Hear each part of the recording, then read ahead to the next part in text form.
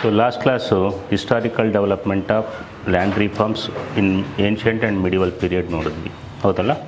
ಪ್ರಾಚೀನ ಮತ್ತು ಮಧ್ಯಯುಗೀನ ಕಾಲದಲ್ಲಿ ಭೂ ಸುಧಾರಣೆಯ ಐತಿಹಾಸಿಕ ಬೆಳವಣಿಗೆ. ಸೊ ಅದರಲ್ಲಿ ಶೇರ್ಷಾ ಸೂರಿ ಅಕ್ಬರು ಮಿಡಿವಲ್ ಪೀರಿಯಡಲ್ಲಿ ವೆರಿ ಇಂಪಾರ್ಟೆಂಟ್. ಈಗ ಇನ್ನೂ ಇಂಪಾರ್ಟೆಂಟ್ ಎಕ್ಸಾಮಿನೇಷನ್ ದೃಷ್ಟಿಯಿಂದ ಇವತ್ತಿನ ಕ್ಲಾಸು ಇಂಪಾರ್ಟೆಂಟ್. ನೆನ್ನೆ ಕ್ಲಾಸಲ್ಲಿ ಒಂದು ಕ್ವಶನ್ ಇರುತ್ತೆ, ಇವತ್ತಿನ ಕ್ಲಾಸಲ್ಲಿ ಒಂದು ಕ್ವಶನ್ ಇರುತ್ತೆ, 100% ಇರುತ್ತೆ, ಕೇಳಿದ್ದಾರೆ ಕೂಡ. Okay, so today I am going to discuss development of land reforms during British rule or attempts of land reforms during British rule. Attempts of land reforms during British rule. British ಕಾಲದಲ್ಲಿ ಭೂ ಸುಧಾರಣೆಯ ಪ್ರಯತ್ನಗಳು, ಯಾವ ಥರ ಪ್ರಯತ್ನಗಳನ್ನು ಮಾಡ್ತಾರೆ British ಕಾಲದಲ್ಲಿ. Attempts of land reforms during British rule. Okay, see British came to India, ಭಾರತಕ್ಕೆ ಬರ್ತಾರೆ. Initially they came to India for the purpose of ಟ್ರೇಡ್ಗೋಸ್ಕರ ಬರ್ತಾರೆ. Next after the battle of Plassey in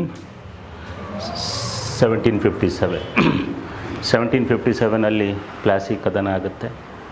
and after the battle of Buxar, Plassey ಮತ್ತು ಬಕ್ಸಾರ್ ಕದನದ ನಂತರ battle of Plassey and after battle of Buxar.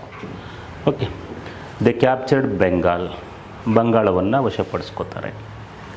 Okay, after the battle of Plassey and Buxar they captured this ಬಂಗಾಳವನ್ನು ವಶಪಡಿಸ್ಕೋತಾರೆ. And after battle of Buxar in Bengal they established dual government. ಬಂಗಾಳದಲ್ಲಿ ದ್ವಿಸರ್ಕಾರ ಪದ್ಧತಿಯನ್ನು ತರ್ತಾರೆ. Allahabad treaty ಆಗುತ್ತೆ. After Allahabad treaty they established dual government. ಬಂಗಾಳದಲ್ಲಿ ದ್ವಿಸರ್ಕಾರ ಪದ್ಧತಿಯನ್ನು ತರ್ತಾರೆ. ಎಷ್ಟು ವರ್ಷ ಇರುತ್ತೆ? 1765 1772ವರೆಗೂ ಇರುತ್ತೆ ದ್ವಿಸರ್ಕಾರ ಪದ್ಧತಿ.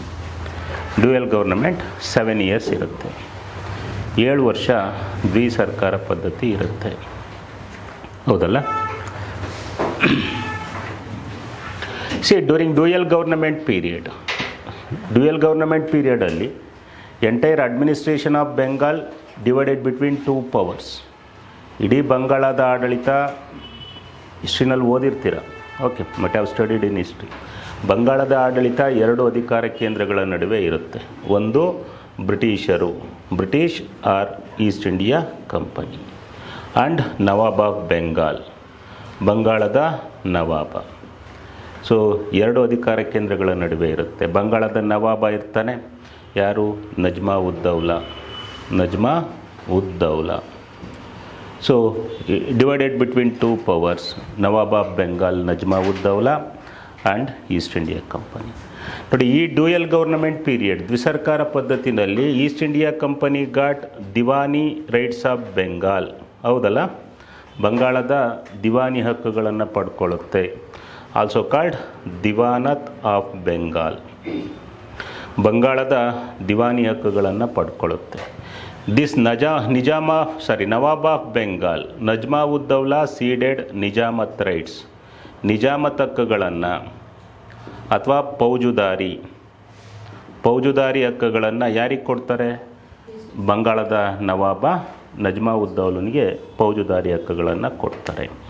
ಇಲ್ಲಿ east India company got diwani rights of Bengal, ಬಂಗಾಳದ ದಿವಾನಿ ಹಕ್ಕುಗಳು ಅಥವಾ ದಿವಾನತ್ ಅಂತ ಪಡ್ಕೊಳ್ತಾರೆ. ನೋಡಿ, ಇದೊಂದು ಗೌರ್ನಮೆಂಟ್, ಇದೊಂದು ಗೌರ್ನಮೆಂಟ್, 2 ಗೌರ್ನಮೆಂಟ್ಸ್ ಇರುತ್ತೆ. Hence it was called dual government, ದ್ವಿಸರ್ಕಾರ ಅಂತ ಹೇಳಿ ಕರೀತಾರೆ. What is diwani rights? Diwani ಹಕ್ಕುಗಳಂದ್ರೇನು? ಕಲೆಕ್ಷನ್ ಆಫ್ ರೆವಿನ್ಯೂ, ಕಂದಾಯ ವಸೂಲಿ ಮಾಡೋ ಅಧಿಕಾರ. ಬಂಗಾಳದ ಕಂದಾಯ ವಸೂಲಿ ಮಾಡೋ ಅಧಿಕಾರ ಯಾರಿಗಿರುತ್ತೆ? ಈಸ್ಟ್ ಇಂಡಿಯಾ ಕಂಪನಿಗಿರುತ್ತೆ. Collection of revenue and dealing civil cases, civil ಪ್ರಕರಣಗಳ ವಿಲೇವಾರಿ. So east India company retained this. ಅಂದರೆ ನಮಗೇನು ಬೇಕಾಗಿರೋದು? ರೆವಿನ್ಯೂ. ಅಂದರೆ ಇಲ್ಲಿ ರೆವಿನ್ಯೂ, ಭೂಕಂದಾಯ ಅಂದ್ರೇನು? ರೆವಿನ್ಯೂ. ಇಲ್ಲಿ ಬಂಗಾಳದ ಕಂದಾಯ ವಸೂಲಿ ಮಾಡೋ ಅಧಿಕಾರ ಯಾರಿಗಿರುತ್ತೆ? East India ಕಂಪನಿಗಿರುತ್ತೆ. ಇನ್ನು ನಜ್ಮಾ ಉದ್ ದೌಲನಿಗೆ ನಿಜಾಮತ್ ಹಕ್ಕುಗಳು ಅಥವಾ ಫೌಜುದಾರಿ ಹಕ್ಕುಗಳನ್ನು ಕೊಡ್ತಾರೆ. ಫೌಜುದಾರಿ ಅಂದ್ರೇನು? Maintenance of law and order of Bengal, ಬಂಗಾಳದ ಕಾನೂನು ಸುವ್ಯವಸ್ಥೆ ಕಾಪಾಡೋದು. ಆ್ಯಂಡ್ ಡಿಫೆನ್ಸ್, ಬಂಗಾಳದ ರಕ್ಷಣೆ, and dealing criminal cases, criminal ಪ್ರಕರಣಗಳ ವಿಲೇವಾರಿ, ಡೀಲಿಂಗ್ ಕ್ರಿಮಿನಲ್ ಕೇಸಸ್. ನೋಡಿ, ಆಫ್ಟರ್ ಬ್ಯಾಟಲ್ ಆಫ್ ಬಕ್ಸಾರ್ ಕದನದ ನಂತರ dual government established in Bengal. ದ್ವಿಸರ್ಕಾರ ಪದ್ಧತಿ ರಚನೆ ಆಗುತ್ತೆ, 7 ವರ್ಷ ಇರುತ್ತೆ dual government. East India company even though it got diwani rights of Bengal. Diwani ಅಂದರೆ collection of revenue of Bengal. ಬಂಗಾಳದ ಕಂದಾಯ ವಸೂಲಾತಿ ಅಧಿಕಾರನ ಈಸ್ಟ್ ಇಂಡಿಯಾ ಕಂಪನಿ ಪಡೆದರೂ ಕೂಡ ಓಕೆ ಅದನ್ನು ಇಟ್ಕೊಳ್ಳುತ್ತೆ, ಇನ್ನು ಉಳಿದಿದ್ದೆಲ್ಲ ನವಾಬ್ ಆಫ್ ಬೆಂಗಾಲ್ಗೆ ಹಾಕುತ್ತೆ. Even it got diwani rights of Bengal to discharge diwani rights. ಈ 2 ಹಕ್ಕುಗಳನ್ನು ನೋಡ್ಕೊಳ್ಳೋದಕ್ಕೆ ಅಪಾಯಿಂಟೆಡ್ 2 ಇಂಡಿಯನ್ ಆಫೀಸರ್ಸ್. ನೋಡಿ, ಬಂಗಾಳದ ಕಂದಾಯ ವಸೂಲಿ ಅಧಿಕಾರನ ಈಸ್ಟ್ ಇಂಡಿಯಾ ಕಂಪನಿ ಪಡೆದ್ರೂ ಕೂಡ ಅದು ನೇರವಾಗಿ ತೆಗೆದುಕೊಳ್ಳಲ್ಲ. ಯಾಕೆ ಅಂದರೆ ಲ್ಯಾಂಗ್ವೇಜ್ ಪ್ರಾಬ್ಲಮ್ ಇರುತ್ತೆ. ಲ್ಯಾಂಗ್ವೇಜ್ ಪ್ರಾಬ್ಲಮ್, ಬಂಗಾಳಿ ಬರ್ತಾ ಇರಲ್ಲ ಬ್ರಿಟಿಷರಿಗೆ. ಕಂದಾಯ ವಸೂಲಿ ಮಾಡೋದು ಅಷ್ಟು ಈಸಿ ಇಲ್ಲ. ಮನೆಗೆ ಹೋಗಬೇಕು, ಕಂದಾಯ ವಸೂಲಿ ಮಾಡಬೇಕು, ಅದಕ್ಕೇನು ಬೇಕು? ಲ್ಯಾಂಗ್ವೇಜ್ ಬೇಕು. ಬ್ರಿಟಿಷರ್ಸ್ಗಾಗಿನ ಲ್ಯಾಂಗ್ವೇಜ್ ಎಲ್ಲ ಗೊತ್ತಿರಲ್ಲ. ಅದಕ್ಕೋಸ್ಕರ to discharge diwani rights of Bengal, ಬಂಗಾಳದ ಹಕ್ಕುಗಳನ್ನು ಪಡ್ಕೊಂಡಿದ್ರೂ ಕೂಡ to discharge diwani right it appointed 2 Indian officers. 2 ಭಾರತೀಯ ಅಧಿಕಾರಿಗಳನ್ನ ನೇಮಕ ಮಾಡುತ್ತೆ. ಏನಕ್ಕೆ? ಕಂದಾಯ ವಸೂಲಿ ಮಾಡಲಿಕ್ಕೆ, ದಿವಾನಿ ಹಕ್ಕುಗಳನ್ನು ನೋಡ್ಕೊಳ್ಳಿಕ್ಕೆ. Appointed 2 Indian officers such as Mohammad Raza Khan and Raja Shitab Roy. Mohammad Raza Khan and Raja ಶೀತಬ್ರಾಯ್ ಅಂತ 2 ಅಧಿಕಾರಿಗಳನ್ನ ನೇಮಕ ಮಾಡುತ್ತೆ to collect revenue of Bengal. This Mohammad Raza Khan was appointed as deputy diwan of Bengal. ಬಂಗಾಳದ ಉಪದಿವಾನ್ ಆಗಿ ನೇಮಕ ಮಾಡುತ್ತೆ. Raja Shitab Roy was appointed as deputy diwan of Bihar. ನೋಡಿ, ಈ ಬಿಹಾರ್ನ 2 ಡಿವಿಷನ್ ಆಗಿ, ಬಂಗಾಳನ 2 ಡಿವಿಷನ್ ಮಾಡ್ತಾರೆ. ಈ ಕರ್ನಾಟಕ 4 ಡಿವಿಷನ್ ಇದೆ. Bengaluru division, Mysuru division, Kalaburagi division. ಅದೇ ಥರ ಬಂಗಾಳ ಪ್ರಾಂತ್ಯನ 2 ಡಿವಿಷನ್ ಮಾಡಿರ್ತಾರೆ. ಒಂದು ಬೆಂಗಾಲ್ ಡಿವಿಷನ್, ಇನ್ನೊಂದು ಬಿಹಾರ್ ಡಿವಿಷನ್. ಬೆಂಗಾಲ್ ಡಿವಿಷನ್ಗೆ ಯಾರನ್ನ ನೇಮಕ ಮಾಡ್ತಾರೆ? ಮೊಹಮ್ಮದ್ ರಜಾ ಖಾನ್. ಬಿಹಾರ್ ಡಿವಿಷನ್ಗೆ ಯಾರನ್ನ ನೇಮಕ ಮಾಡ್ತಾರೆ? ರಾಜಾ ಶೀತಬ್ರಾಯ್. ಇವರು ಆ್ಯಕ್ಚುಲಿ ದಿವಾನಿ ಹಕ್ಕುಗಳನ್ನು ನೋಡ್ಕೋತಾ ಇರ್ತಾರೆ. ಯಾಕೆಂದರೆ ಲ್ಯಾಂಗ್ವೇಜ್ ಬರ್ತಾ ಇರಲ್ಲ, ಭಾಷೆ ಬರ್ತಾ ಇರಲ್ಲ ಬ್ರಿಟಿಷರಿಗೆ. ಅದಕ್ಕೋಸ್ಕರ ನೋಡಿ, even though Britishers got diwani rights of Bengal, even though they got collection of revenue of Bengal, during dual government period, they did not introduce any revenue reforms. Even ನೋಡಿ, ಬ್ರಿಟಿಷರು ಬಂಗಾಳದ ದಿವಾನಿ ಹಕ್ಕುಗಳನ್ನ ತೆಗೆದುಕೊಂಡು ಕಂದಾಯ ವಸೂಲಾತಿನ ತೆಗೆದುಕೊಂಡರು, ಯಾವುದೇ ಕಂದಾಯ ಸುಧಾರಣೆನ ತರೋದಿಲ್ಲ. ಯಾವ ಕಾಲದಲ್ಲಿ? ಡ್ಯೂಯಲ್ ಗೌರ್ನಮೆಂಟ್ ಪೀರಿಯಡಲ್ಲಿ ಯಾವುದೇ ಕಂದಾಯ ಸುಧಾರಣೆನ ತರಲ್ಲ. Old Mughal pattern was continued. Mughal ಕಾಲದಲ್ಲಿ ಏನಿತ್ತು ಕಂದಾಯ ಸುಧಾರಣೆ, ಲಾಸ್ಟ್ ಕ್ಲಾಸಲ್ಲಿ ನೋಡಿದ್ವಲ್ಲ. ಆ ಮುಘಲ್ ಕಾಲದಲ್ಲಿ ಏನಿತ್ತು ಅದು ಹಾಗೇ ಮುಂದುವರಿಯುತ್ತೆ. But to collect land revenue they appointed 2 officers. ಕಂದಾಯ ವಸೂಲಿ ಮಾಡೋದಕ್ಕೆ 2 ನೇಮಕ ಮಾಡ್ತಾರೆ. ಅಡ್ಮಿನಿಸ್ಟ್ರೇಷನಲ್ಲಿ ಯಾವುದೇ ಬದಲಾವಣೆ ತರಲ್ಲ, ಪರ್ಟಿಕ್ಯುಲರ್ಲಿ ರೆವಿನ್ಯೂ ಅಡ್ಮಿನಿಸ್ಟ್ರೇಷನ್. ಕಂದಾಯ ಆಡಳಿತದಲ್ಲಿ ಯಾವುದೂ ತರಲ್ಲ. But this dual government ended with failure. ವಿಫಲ ಆಗುತ್ತೆ. ಯಾಕೆಂದರೆ ಎಗೇನೆಸ್ಟ್ ರೆವಿನ್ಯೂ ರಿಫಾರ್ಮ್ಸ್ ಇನ್ 1770 ಇಂದ 1772ನಲ್ಲಿ ಸನ್ಯಾಸಿ rebellion was held in Bengal. ಬಂಗಾಳದಲ್ಲಿ ಸನ್ಯಾಸಿಗಳು ದಂಗೆ ಹೇಳ್ತಾರೆ. ಅಂಡರ್ ದ ಲೀಡರ್ಶಿಪ್, ಮುಂದೆ ತಗೋತೀನಿ, ಮಂಜು ಶಾ ಫಕೀರ್ ಅಂತ ಬರ್ತಾನೆ, ಅವನ ನೇತೃತ್ವದಲ್ಲಿ ದಂಗೆ ಹೇಳ್ತಾರೆ. ಕಂದಾಯ ಹೆಚ್ಚಿಗೆ ಇರುತ್ತೆ, ಹೆಚ್ಚು ವಸೂಲಿ ಮಾಡ್ತಾ ಇರ್ತಾರೆ ಅಂತ ಅದನ್ನು ಸಪ್ರೆಸ್ ಮಾಡ್ತಾರೆ. ಅದೇ ಥರ ಬಂಗಾಳದಲ್ಲಿ ಫೆಮೈನು ಆಗುತ್ತೆ. ಕ್ಷಾಮ ಬರುತ್ತೆ. Because of Bengal famine 1/3 people of Bengal were died. 1/3 ಭಾಗದಷ್ಟು ಜನ ಸತ್ತೋಗ್ತಾರೆ ಬಂಗಾಳದಲ್ಲಿ. ಹಾಗಾಗಿ ಡ್ಯೂಯಲ್ ಗೌರ್ನಮೆಂಟ್ ಎಂಡ್ ಆಗುತ್ತೆ. ಡ್ಯೂಯಲ್ ಗೌರ್ನಮೆಂಟ್ ಎಂಡ್ ಆದಾಗ ಏನು ಮಾಡ್ತಾರೆ? To discharge the administration of Bengal in 1772 East India company appointed governor general to administer Bengal. ಹೌದಲ್ಲ, ಬಂಗಾಳದ ಆಳ್ವಿಕೆ ಮಾಡಲಿಕ್ಕೆ ಯಾರನ್ನ ನೇಮಕ ಮಾಡ್ತಾರೆ? ಗವರ್ನರ್ ಜನರಲ್ಗಳನ್ನು ನೇಮಕ ಮಾಡ್ತಾರೆ. ಯಾವಾಗ? 1772ನಲ್ಲಿ. ಓಕೆ, ಫಸ್ಟ್ ಗವರ್ನರ್ ಯಾರನ್ನ ನೇಮಕ ಮಾಡ್ತಾರೆ? Lord Warren Hastings. So in 1772, it was Lord Warren Hastings was appointed as first Governor General of Bengal. ಬಂಗಾಳದ ಮೊದಲ ಗವರ್ನರ್ ಜನರಲ್ ಆಗಿ ವಾರನ್ ಹೇಸ್ಟಿಂಗ್ಸನನ್ನು ನೇಮಕ ಮಾಡ್ತಾರೆ. ಅಲ್ಲಿಂದ ಕಂದಾಯ ಸುಧಾರಣೆಗಳು ಶುರುವಾಗ್ತವೆ. ವಾರನ್ ಹೇಸ್ಟಿಂಗ್ ಕಾಲದಿಂದ ಶುರುವಾಗ್ತವೆ. ಸೊ ಫಸ್ಟ್ ಯಾರನ್ನ ನೇಮಕ ಮಾಡ್ತಾರೆ? Lord Warren Hastings. ನೋಡಿ, ಲಾರ್ಡ್ ವಾರನ್ ಹೇಸ್ಟಿಂಗ್ಸು ಇಲ್ಲಿಂದ ಗವರ್ನರ್ ಜನರಲ್ ಆಳ್ವಿಕೆ ಪ್ರಾರಂಭ ಆಗುತ್ತೆ. Governor general rule in Bengal started. ಓದಿರ್ತೀರ ಹಿಸ್ಟ್ರಿನಲ್ಲಿ, governor general rule of Bengal. So 1772 ಇಂದ 1857ವರೆಗೂ ಇರುತ್ತೆ. ಈ ಗವರ್ನರ್ ಜನರಲ್ ಆಳ್ವಿಕೆಯಲ್ಲಿ governor generals introduced some revenue reforms, ಕಂದಾಯ ಸುಧಾರಣೆಗಳನ್ನು ತರ್ತಾರೆ. ಅದು ಇಂಪಾರ್ಟೆಂಟ್. ಫಸ್ಟ್ ಯಾರು? Lord Warren Hastings. ನೋಡಿ, ಯಾವ್ಯಾವ ಕಂದಾಯ ಪದ್ಧತಿ ತರ್ತಾರೆ? In 1772 they introduced zamindari system. ಇಲ್ಲೇ ಹೇಳ್ಬಿಡ್ತೀನಿ, ಜಮೀನ್ದಾರಿ ಪದ್ಧತಿ ತರ್ತಾರೆ. Introduced zamindari system for 5 years, 5 ವರ್ಷಗಳ ಜಮೀನ್ದಾರಿ ತರ್ತಾರೆ. ಓಕೆ, ವಾರನ್ ಹೇಸ್ಟಿಂಗ್ ಕಾಲದಲ್ಲಿ. Next 1777 they introduced zamindari system, one more zamindari system for 1 year, 1 ವರ್ಷಗಳ ಜಮೀನ್ದಾರಿ ಪದ್ಧತಿಯನ್ನು ತರ್ತಾರೆ. Okay, so both ended with failure. ಎರಡೂ ವಿಫಲ ಆಗ್ತವೆ. ಯಾವಾಗ ಎರಡೂ ವಿಫಲ ಆಗ್ತವೋ, ಇನ್ 1790 they introduced one more zamindari. ಇವೆರಡೂ ಯಾರು ತರ್ತಾರೆ? 1772, 1772, 77 ಜಮೀನ್ದಾರಿ ಪದ್ಧತಿ ಎರಡನ್ನು ಲಾರ್ಡ್ ವಾರನ್ ಹೇಸ್ಟಿಂಗ್ಸ್ ತರ್ತಾನೆ. ಇನ್ನು 1790 they introduced one more zamindari system, introduced for 10 years, 10 ವರ್ಷಗಳ ಜಮೀನ್ದಾರಿ ಪದ್ಧತಿಯನ್ನು ತರ್ತಾರೆ. 10 ವರ್ಷ ಲಾರ್ಡ್ ಕಾರನ್ವಾಲಿಸ್ ಪೀರಿಯಡಲ್ಲಿ ತರ್ತಾರೆ. Introduced during the time of Cornwallis. Next 1793 permanent settlement system, ಕಾಯಂ ಜಮೀನ್ದಾರಿ ಪದ್ಧತಿಯನ್ನು ತರ್ತಾರೆ ಲಾರ್ಡ್ ಕಾರನ್ವಾಲಿಸ್. ಹೌದಲ್ಲ? ಲಾರ್ಡ್ ಕಾರನ್ವಾಲಿಸ್ ಪೀರಿಯಡಲ್ಲಿ ನೋಡಿ, ಲಾರ್ಡ್ ಕಾರನ್ವಾಲಿಸ್ ಪೀರಿಯಡಲ್ಲಿ ಎಷ್ಟು ಜಮೀನ್ದಾರಿ ತರ್ತಾರೆ? 2. ಒಂದು 1790 10 year settlement and permanent settlement, 10 ವರ್ಷಗಳ ಜಮೀನ್ದಾರಿ ಮತ್ತು ಕಾಯಂ ಜಮೀನ್ದಾರಿ ಪದ್ಧತಿ. ಆಮೇಲೆ ಇವೆಲ್ಲ ಫೇಲ್ ಆಗ್ತವೆ. 1820 ಇಂಟ್ರೊಡ್ಯೂಸ್ಡ್ ರೈತ್ವಾರಿ ಸೆಟಲ್ಮೆಂಟ್, ರೈತ್ವಾರಿ ಪದ್ಧತಿನ ತರ್ತಾರೆ during the time of lord Marquis Hastings. ಇದನ್ನೇ ನಿಮ್ಮ VA ಕೇಳಿರೋದು. Lord Marquis Hastings governor general ಇರ್ತಾನೆ. During the time of lord Marquis Hastings ryotwari system introduced. ಅದನ್ನು VA ಕೇಳಿದ್ದಾರೆ. ಅದಾದ ನಂತರ ಇದು ಫೇಲ್ ಆಗುತ್ತೆ. Next in 1833 they introduced mahalwari system, mahalwari ಪದ್ಧತಿಯನ್ನು ತರ್ತಾರೆ. Introduced during the time of lord William Bentinck.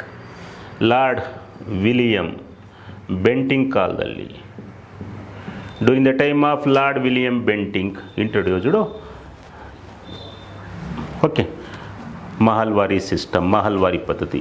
Totally how many revenue settlements introduced during governor general period? ಎಷ್ಟು ಥರ ಕಂದಾಯ ಸುಧಾರಣೆಗಳನ್ನು ತರ್ತಾರೆ?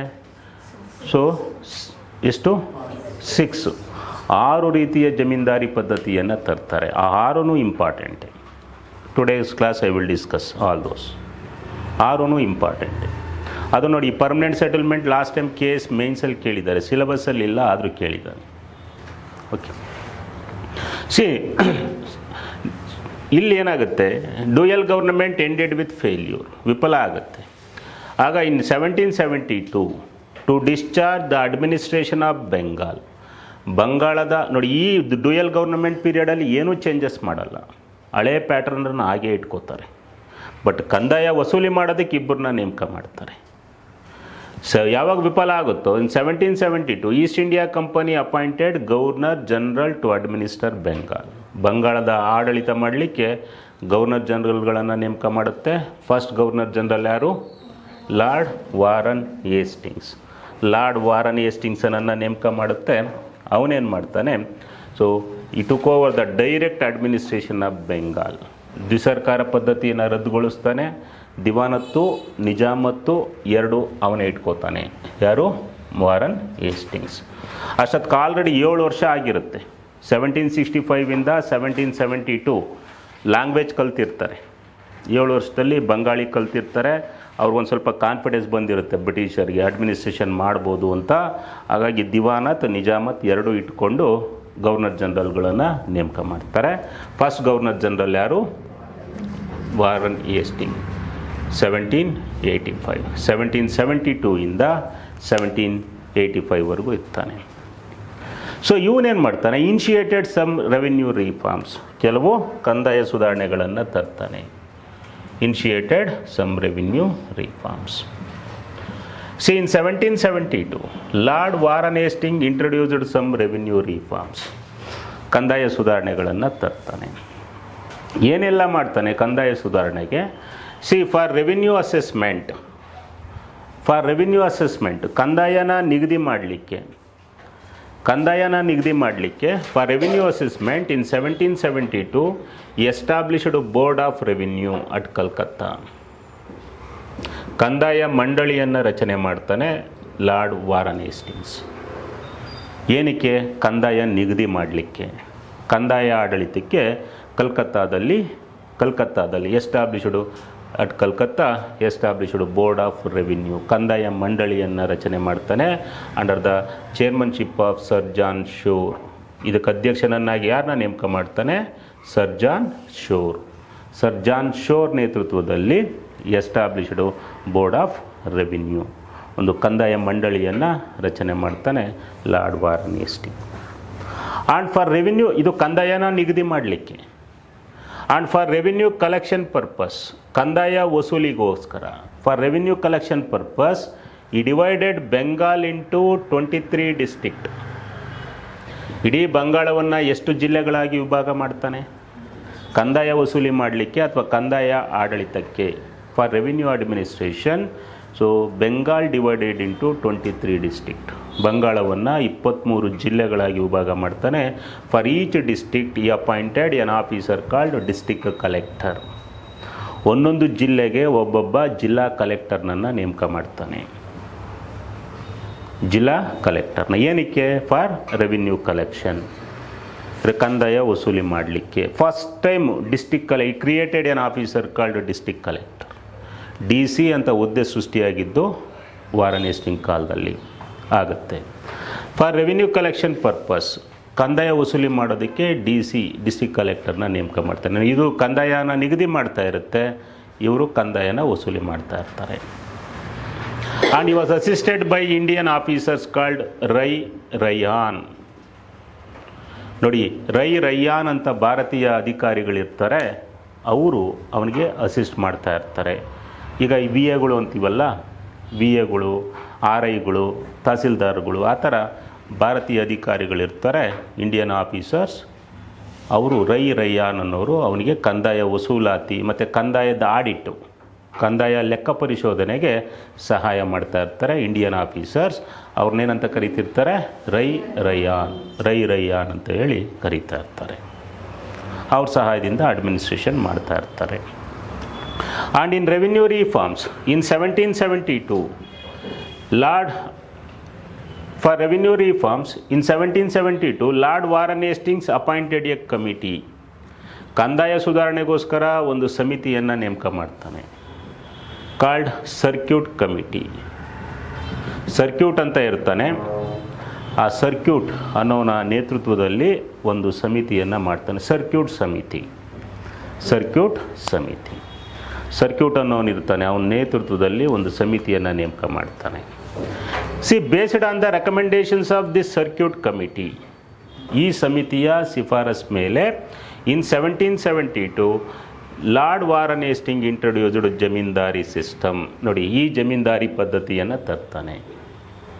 ಇಂಟ್ರೊಡ್ಯೂಸ್ಡ್ ಜಮೀನ್ದಾರಿ ಸಿಸ್ಟಮ್ ಎಷ್ಟು ವರ್ಷಕ್ಕೆ ತರ್ತಾನೆ? 5 years. ಯಾವ ರೆಕಮೆಂಡೇಷನ್ ಮೇಲೆ? Circuit committee. So introduced zamindari system or zamindari settlement. Zamindari ಪದ್ಧತಿಯನ್ನು ಫಸ್ಟ್ ಟೈಮ್ ತಗೊಂಬರ್ತಾನೆ. Introduced for how many years? 5 years. 5 ವರ್ಷಗಳಿಗೆ ಜಮೀನ್ದಾರಿ ಪದ್ಧತಿಯನ್ನು ತರ್ತಾನೆ lord Warren Hastings. So introduced Jamindari for 5 years. Hence this settlement also called 5-year settlement. 5 ವರ್ಷಗಳ ಜಮೀನ್ದಾರಿ ಅಂತ ಕರೀತಾರೆ. Also called 5-year settlement. 5 ವರ್ಷಗಳ ಜಮೀನ್ದಾರಿ ಅಂತ ಹೇಳಿ ಕರೀತಾರೆ. See, under this 5-year settlement, land was given to highest bidder in an action. Bidder in an action. ನೋಡಿ, ಭೂಮಿಯನ್ನು ಬಹಿರಂಗ ಹರಾಜಿನ ಮೂಲಕ ಭೂಮಿಯನ್ನು ಕೊಡ್ತಾ ಇರ್ತಾರೆ. ಸಪೋಸ್ ಒಂದು 50 ಎಕರ್ ಲ್ಯಾಂಡ್ ಇದೆ ಅಂತ ಇಟ್ಕೊಳ್ಳಿ. 50 ಎಕರ್ ಲ್ಯಾಂಡ್ಗೆ ಬಿಡ್ ಕೂಗ್ತಾರೆ. ಬಿಡ್ ಅಂದರೆ ಹರಾಜು. ಈಗ ನೀವೆಲ್ಲ ಇದ್ದೀರಾ, 50 acre land, simple. 50 acre land ಹರಾಜು ಕೂಗೋದು. ನಿಮ್ಮಲ್ಲಿ ಯಾರು ಹೆಚ್ಚು ಕಂದಾಯ ಕೊಡ್ತೀರೋ ಅವ್ರಿಗೆ ಅವನನ್ನು ಬಿಡ್ಡರ್ ಅಂತ ಕರೀತಾರೆ. ಬಿಡ್ಡುದಾರ. ಆ 50 ಎಕರ್ ಲ್ಯಾಂಡನ್ನು ಆ ಬಿಡ್ಡುದಾರನಿಗೆ ಕೊಡೋದು. ಏನು ಫಿಕ್ಸ್ ಇರಲ್ಲ ಕಂದಾಯ. ಒಂದು ಭೂಮಿಯಿಂದ ಭೂಮಿಗೆ ಭಿನ್ನ ಆಗಿರುತ್ತೆ. ಹರಾಜಿಗೆ ಹೋಗ್ತಾರೆ. ಹರಾಜಲ್ಲಿ ಯಾರು ಜಾಸ್ತಿ ಕಂದಾಯ ಕೊಡೋಕ್ಕೆ ಒಪ್ಕೊಳ್ತಾರೋ ಅವನಿಗೆ ಭೂಮಿಯನ್ನು ಕೊಡ್ತಾರೆ. Land was given to highest bidder in an auction. That bidder was made as zamindar. ಆ ಬಿಡ್ಡುದಾರನನ್ನು ಏನು ಮಾಡ್ತಾರೆ, ಏನಂತ ಪರಿಗಣಿಸ್ತಾರೆ? ಜಮೀನ್ದಾರ. ಆ ಬಿಡ್ಡುದಾರನಿಗೆ 50 ಎಕರ್ ಲ್ಯಾಂಡ್ ಕೊಡ್ತಾರೆ. Bidder was made as zamindar. Suppose 50 acre ಲ್ಯಾಂಡನ್ನು ಅವನಿಗೆ ಕೊಡ್ತಾರೆ. ಆ್ಯಂಡ್ ದಿಸ್ ಜಮೀನ್ದಾರ್, ಆ ಬಿಡ್ಡುದಾರನನ್ನು ಜಮೀನ್ದಾರ ಅಂತ ಪರಿಗಣಿಸ್ತಾರೆ. He was created between 1 minute. Hello. ಹಾಂ ಹಾಂ ಹಾಂ ಅಲ್ಲ, ಇಂಗ್ಲೀಷ್ ನಾವೆಲ್ಲ ಒಂದು ಕಡೆ ಹಾಕಿ. ಫಸ್ಟು, ಆಮೇಲೆ ಕನ್ನಡ, ಆಮೇಲೆ ಹಾಂ ಹಾಂ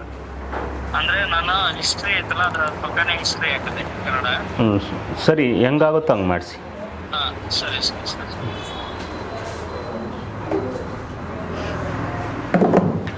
See, land was given to highest bidder in an action. That bidder was made as Jamindar. ಅವನನ್ನು ಜಮೀನ್ದಾರ ಅಂತ ಕರೀತಾರೆ. He was created between East India Company and farmer. ಇವನನ್ನು ಈಸ್ಟ್ ಇಂಡಿಯಾ ಕಂಪನಿ ಮತ್ತು ರೈತನ ನಡುವೆ ಸೃಷ್ಟಿ ಮಾಡಲಾಗುತ್ತೆ. ಮಧ್ಯವರ್ತಿ, ಮಿಡ್ಲ್ ಮ್ಯಾನ್. ಯಾರು? ಜಮೀನ್ದಾರ. Created between East India company and farmer. But this zamindar was not given permanent land ownership. ಇವನಿಗೆ ಕಾಯಮ್ಮಾಗಿ ಭೂಮಿಯ ಒಡೆತನ ಕೊಡಲ್ಲ. ಎಷ್ಟು ವರ್ಷಕ್ಕೆ ಕೊಡ್ತಾರೆ? He was given land ownership for a period of 5 years. ಕೇವಲ 5 ವರ್ಷಕ್ಕೆ ಮಾತ್ರ ಅವನಿಗೆ ಭೂಮಿಯ ಒಡೆತನವನ್ನು ಕೊಡ್ತಾರೆ. ಹಾಗಾಗಿ hence this settlement was called 5-year settlement. 5 ವರ್ಷಗಳ ಜಮೀನ್ದಾರಿ ಅಂತ ಕರೀತಾರೆ. ಆಫ್ಟರ್ 5 years ಮತ್ತೆ ಭೂಮಿಯನ್ನು ಹರಾಜಾಕ್ತಾರೆ. ಮತ್ತೆ ಯಾರು ಅದು ಅವನಿಗೆ ಸಿಗ್ಬೋದು, ಅಥವಾ ಇನ್ನೊಬ್ಬ ಯಾರಾದರೂ ಕಾಂಪಿಟೇಟರ್ ಉಟ್ಕೊಂಡ್ರೆ ಅದು ಅವನಿಗೆ ಹೋಗ್ಬೋದು. ಆಗ ಯಾರು ಜಮೀನು ಕಂದಾಯ ಜಾಸ್ತಿ ಕೊಡ್ತಾನೋ ಅವನಿಗೆ ಭೂಮಿ ಕೊಡ್ತಾ ಇರ್ತಾರೆ. ಇವನಿಗೆ ಭೂಮಿಯ ಕಾಯಂ ಒಡೆತನ, ಪರ್ಮನೆಂಟ್ ಓನರ್ಶಿಪ್ ಇರಲ್ಲ. He was given land ownership for a period of 5 years. In this way introduced 5-year settlement. ಕಂದಾಯನೂ ನಿಗದಿ ಇರಲ್ಲ. ಇವನು ಈಸ್ಟ್ ಇಂಡಿಯಾ ಕಂಪನಿಗೆ ಎಷ್ಟು ಒಪ್ಕೊಂಡಿರ್ತಾನೆ ಅದು ಭೂಮಿಯಿಂದ ಭೂಮಿಗೆ ಭಿನ್ನ ಆಗಿರುತ್ತೆ. ಹರಾಜಾಗ್ತಾ ಇರ್ತಾರೆ. ಯಾರು ಜಾಸ್ತಿ ಕೊಡ್ತಾರೋ ಅವ್ರಿಗೆ ಕೊಡ್ತಾ ಇರ್ತಾರೆ. ಸಪೋಸ್ ಇವನಿಗೆ 50 ಎಕರೆಗೆ ಕೊಟ್ಟರೆ ಅಷ್ಟನ್ನು ಅವನು ವ್ಯವಸಾಯ ಮಾಡ್ತಾ ಇರಲ್ಲ. ಅವನೇನು ಮಾಡ್ತಾನೆ? ಸಬ್ ಇನ್ಫ್ಯುಡೇಷನ್, ಒಳ ಉಂಬಳಿ ಕೊಡ್ತಾ ಇರ್ತಾನೆ. ಯಾರಿಗೆ? ಭಾರತೀಯ ರೈತರಿಗೆ ಕೊಡ್ತಾ ಇರ್ತಾನೆ. ಇವ್ರನ್ನೇನಂತ ಕರೀತಾರೆ? ಟೆನೆಂಟ್ಸ್. ಗುತ್ತಿಗೆಗೆ ಕೊಡ್ತಾ ಇರ್ತಾನೆ. ಗುತ್ತಿಗೆಗೆ 5 ಎಕರು, 10 ಎಕರು, 15 ಎಕರು, 20 ಎಕರ್ ಅಂತ ಹೇಳಿ ಅವನಿಗೆ ಎಷ್ಟೆಷ್ಟು ಬೇಕೋ ಅಷ್ಟು ಜನಕ್ಕೆ ರೈತರಿಗೆ ಕೊಡ್ತಾ ಇರ್ತಾನೆ. ಇವರಿಂದ ಈ ಫಾರ್ಮರ್ಸು ಅಥವಾ ಟೆನೆಂಟ್ಸಿಂದ ಕಲೆಕ್ಟ್ ಮಾಡಿಕೊಂಡು ಎಲ್ಲಿ ಕಟ್ತಾ ಇರ್ತಾನೆ? ಈಸ್ಟ್ ಇಂಡಿಯಾ ಕಂಪನಿಗೆ ಕೊಡ್ತಾ ಇರ್ತಾನೆ. This was a system. ಇದರಲ್ಲಿ ಕಂದಾಯ ಫಿಕ್ಸ್ ಇರಲ್ಲ, ಏನಿರಲ್ಲ. 5 ವರ್ಷ ಆದಮೇಲೆ ಮತ್ತೆ ಹರಾಜಾಗ್ತಾ ಇರ್ತಾರೆ. Okay. And there is revenue ಕೂಡ ಸ್ಪೆಸಿಫಿಕ್ ಇರಲ್ಲ. ಇಷ್ಟೇ ಅಂತ ಹೇಳಿ ಸ್ಪೆಸಿಫಿಕ್ಕು ಇರಲ್ಲ. ಇವರಿಂದ ಎಷ್ಟು ಬೇಕಾದರೂ ವಸೂಲಿ ಮಾಡ್ಬೋದು. So this 5-year settlement actually ended with failure. ಈ 5 ವರ್ಷಗಳ ಕಂದಾಯ ಪದ್ಧತಿ ವಿಫಲ ಆಗುತ್ತೆ. ಯಾಕೆ ವಿಫಲ ಆಗುತ್ತೆ? Under this system this farmers are tenants suffered greatly. ಜಾಸ್ತಿ ಸಫರ್ ಆಗಿದ್ದ್ಯಾರು? ಟೆನೆಂಟ್ಸ್. ಯಾಕೆಂದರೆ ಇವನು ಕಂದಾಯ ಏನು ಮಾಡ್ತಾರೆ? ಹರಾಜಿಗೆ ಕೂಗಬೇಕಾದ್ರೆ ಜಿದ್ದಿಗೆ ಬಿದ್ದುಬಿಟ್ಟು ನನಗೆ ಬರಲಿ ಅಂತ ಜಾಸ್ತಿ ಕೂಗಿರ್ತಾನೆ ಅವನು. ಕೂಗಬೇಕು ಅಂದರೆ ಇವ್ರ ಹತ್ರ ವಸೂಲಿ ಮಾಡಲೇಬೇಕಲ್ಲ. ಹಾಗಾಗಿ ಹೆಚ್ಚು ಹೆಚ್ಚು ವಸೂಲಿ ಮಾಡ್ತಾ ಇರ್ತಾನೆ ರೈತರಿಂದ. ಹಾಗಾಗಿ ಇದರಿಂದ ಈ ಪದ್ಧತಿಯಿಂದ ಜಾಸ್ತಿ ನಷ್ಟ ಆಗೋದು ಯಾರು? ಇವು. In this system this zamindar also suffered greatly. ಇವನಿಗೂ ಲಾಸ್ ಆಗುತ್ತೆ. ಸಪೋಸ್ ನೋಡಿ, ಮಳೆ ಆಗಲಿಲ್ಲ, ಬೆಳೆ ಆಗಲಿಲ್ಲ ಅಂದರೆ, ಪ್ರವಾಹ ಬಂದಾಗ ರೈತನಿಗೆ ಬೆಳೆ ಆಗ್ತಿರಲ್ಲ, ಆದರೂ ಜಮೀನ್ದಾರ ಅವನಿಂದ ವಸೂಲಿ ಮಾಡ್ತಿದ್ದ. ಆದ್ದರಿಂದ ಇವನಿಗೂ ಲಾಸ್ ಆಗ್ತಿತ್ತು. ಜಮೀನ್ದಾರ ವಸೂಲಿ ಮಾಡ್ತಿದ್ದ. ಜಮೀನ್ದಾರನಿಗೂ ಲಾಸ್ ಆಗುತ್ತೆ. ಏನಕ್ಕೆ? ಕಂದಾಯ ಕೂಗಬೇಕಾದ್ರೆ ಜಾಸ್ತಿ ಕೂಗಿರ್ತಾನೆ, ಆದರೆ ಕೊಡಬೇಕಾದ್ರೆ ಕೊಡೋಕ್ಕಾಗ್ತಿರ್ಲಿಲ್ಲ, ಅವನಿಗೆ ಪೇ ಮಾಡಬೇಕಾದ್ರೆ ಆಗ್ತಿರ್ಲಿಲ್ಲ. ಇವರಿಂದ ಇವನಿಗೆ ಸರಿಯಾಗಿ ಕಲೆಕ್ಟ್ ಆಗ್ತಿರ್ಲಿಲ್ಲ ಸಮ್ಟೈಮ್ಸು. ಯಾಕೆಂದರೆ ಮಳೆ ಆದರೆ, ಬೆಳೆ ಆದರೆ ರೈತ ಜಮೀನ್ದಾರನಿಗೆ ಕೊಡ್ತಾನೆ, ಜಮೀನ್ದಾರ ಈಸ್ಟ್ ಇಂಡಿಯಾ ಕಂಪನಿಗೆ ಕೊಡ್ತಾನೆ. And so they were also not given permanent land ownership. ಇವರಿಗೆ ಭೂಮಿಯ ಒಡೆತನ ಇರಲ್ಲ. When they had not given land ownership, this zamindar did not show in the interest of development of land. ನಿನಗೆ ಭೂಮಿ ಅಂತ ನಿಂದೆ ಅಂತ ಕೊಟ್ಟಿರ್ತಾನೆ, ನಿಮ್ಗೆ ಆಸಕ್ತಿ ಬರುತ್ತೆ, ಡೆವಲಪ್ ಮಾಡೋಣ, ಬೇರೆ ಬೇರೆ ಬೆಳೆಗಳನ್ನು ಬೆಳೆಯೋಣ ಅಂತ 5 ವರ್ಷಕ್ಕೆ ಕೊಟ್ಟಿರ್ತಾರೆ. 5 ವರ್ಷ ಆದಮೇಲೆ ಮತ್ತೆ ಅವನಿಗೆ ಸಿಗುತ್ತೋ ಸಿಗೋದಿಲ್ವೋ ಖಾತ್ರಿ ಇರಲ್ಲ. ಹಾಗಾಗಿ ಏನು ಮಾಡ್ತಾನೆ, he was extracting maximum, he was just interested in extracting maximum possible from rent from the farm. ಎಷ್ಟೆಷ್ಟು ಆಗುತ್ತೋ ಅಷ್ಟು, 5 ವರ್ಷ ಎಷ್ಟೆಷ್ಟು ಆಗುತ್ತೋ ಅಷ್ಟು ವಸೂಲಿ ಮಾಡ್ಕೊಳ್ಳೋಣ ಅಂತ ಇವನಿಗೆ ಇಂಟ್ರೆಸ್ಟ್ ಇರುತ್ತೆ. ಭೂಮಿ ಮೇಲೆ ಆಸಕ್ತಿ ಇರೋದಿಲ್ಲ. ಅದೇ ಥರ ಈ ಪದ್ಧತಿನಲ್ಲಿ ಈಸ್ಟ್ ಇಂಡಿಯಾ ಕಂಪನಿಗೂ ಲಾಸ್ ಆಗುತ್ತೆ. ಯಾವ ಥರ ಲಾಸ್ ಆಗುತ್ತೆ? ಜಮೀನ್ದಾರ ಏನೋ ಹೆಚ್ಚು ಹೆಚ್ಚು ಕೊಡ್ತೀನಿ ಅಂತ ಕೂಗಿರ್ತಾನೆ, ಬಟ್ ಪೇ ಮಾಡೋದ್ರಲ್ಲಿ ವಿಫಲ ಆಗ್ತಾನೆ. ಓಕೆ, ಕರಪ್ಷನ್ ಕೂಡ ಇರುತ್ತೆ ಈ ಪದ್ಧತಿನಲ್ಲಿ. In under this process even east India company officials also themself participating in the bidding process. East India ಕಂಪನಿಯ ನೌಕರರು ಕೂಡ, ಅವರು ಕೂಡ ಬೇನಾಮಿ ಜಮೀನ್ದಾರನ ಸೃಷ್ಟಿ ಮಾಡ್ಕೊಂಡಿರ್ತಾರೆ. ಬೇರೆಯವ್ರ ಮೂಲಕ ಅವರು ಜಮೀನ್ದಾರರಾಗಿರ್ತಾರೆ. They also participating in company officials in bidding process through their Indian servants called banias. ಇದು ಕೇಳಿದ್ದಾರೆ ಕ್ವಶನನ್ನು. ಈಸ್ಟ್ ಇಂಡಿಯಾ ಕಂಪನಿಯ ಭಾರತೀಯ ಸೇವಕರಿರ್ತಾರೆ, ಅವ್ರನ್ನೇನಂತ ಕರೀತಿರ್ತಾರೆ? ಬನಿಯಾಗಳು ಅಂತ ಕರೀತಾ ಇರ್ತಾರೆ. ಬನಿಯಾಗಳ ಮೂಲಕ ಅವರು ಕೂಡ ಬೇನಾಮಿ ಜಮೀನ್ದಾರರಾಗಿರ್ತಾರೆ. Even see lord Warren Hasting also was not free from this greed. Lord Warren ಹೇಸ್ಟಿಂಗ್ಗೆ ಜಮೀನ್ದಾರ ಆಗಿರ್ತಾನೆ. In a case land was given to 10-year-old boy. 10 ವರ್ಷದ ಹುಡುಗನಿಗೆ ಭೂಮಿ ಕೊಟ್ಟಿರ್ತಾರೆ. ವಾಸ್ ಬನಿ of lord Warren Hasting. Lord Warren ಹೇಸ್ಟಿಂಗಿಗೆ 10 ವರ್ಷದ ಹುಡುಗ ಬನಿಯ ಇರ್ತಾನೆ, ಸರ್ವೆಂಟ್ ಇರ್ತಾನೆ. ಇಸ್ ನೇಮ್ ವಾಸ್ ಕುಂಟು ಬಾಬು. ಕುಂಟು ಬಾಬು ಇವನಿಗೆ ಭೂಮಿಯನ್ನು ಕೊಟ್ಟಿರ್ತಾರೆ. ಎಷ್ಟು ವರ್ಷದ ಹುಡುಗ ಅವನು?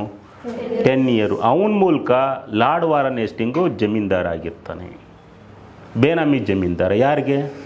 Warren ಹೇಸ್ಟಿಂಗಿಗೆ.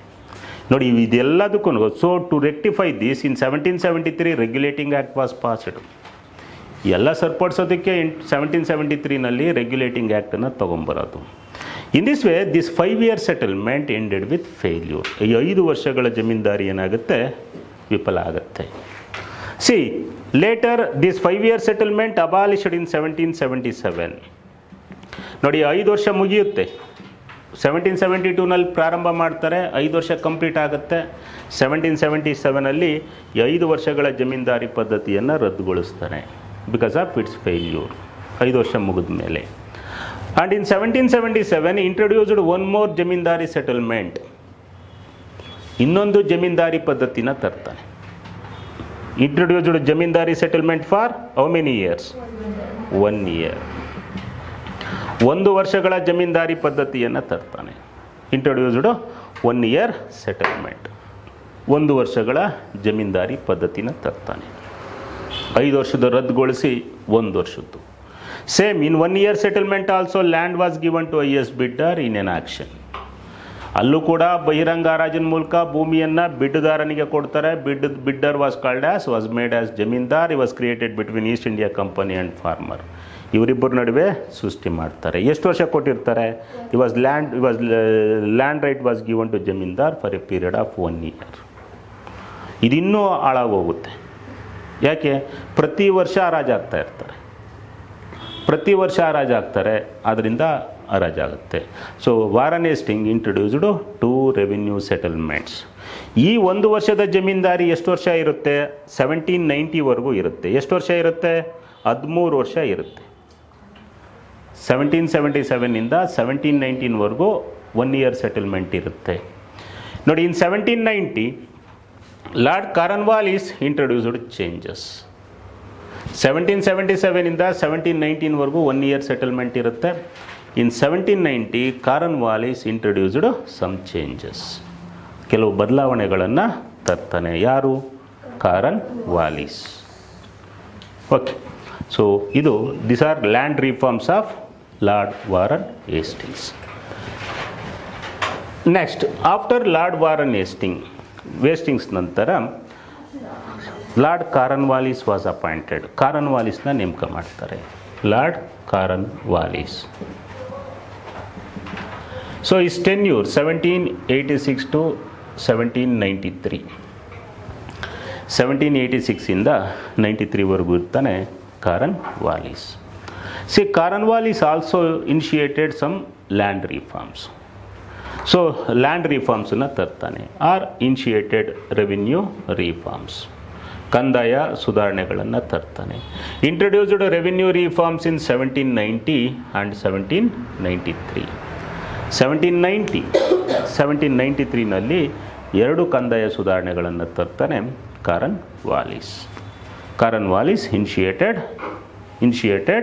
2 revenue settlement system.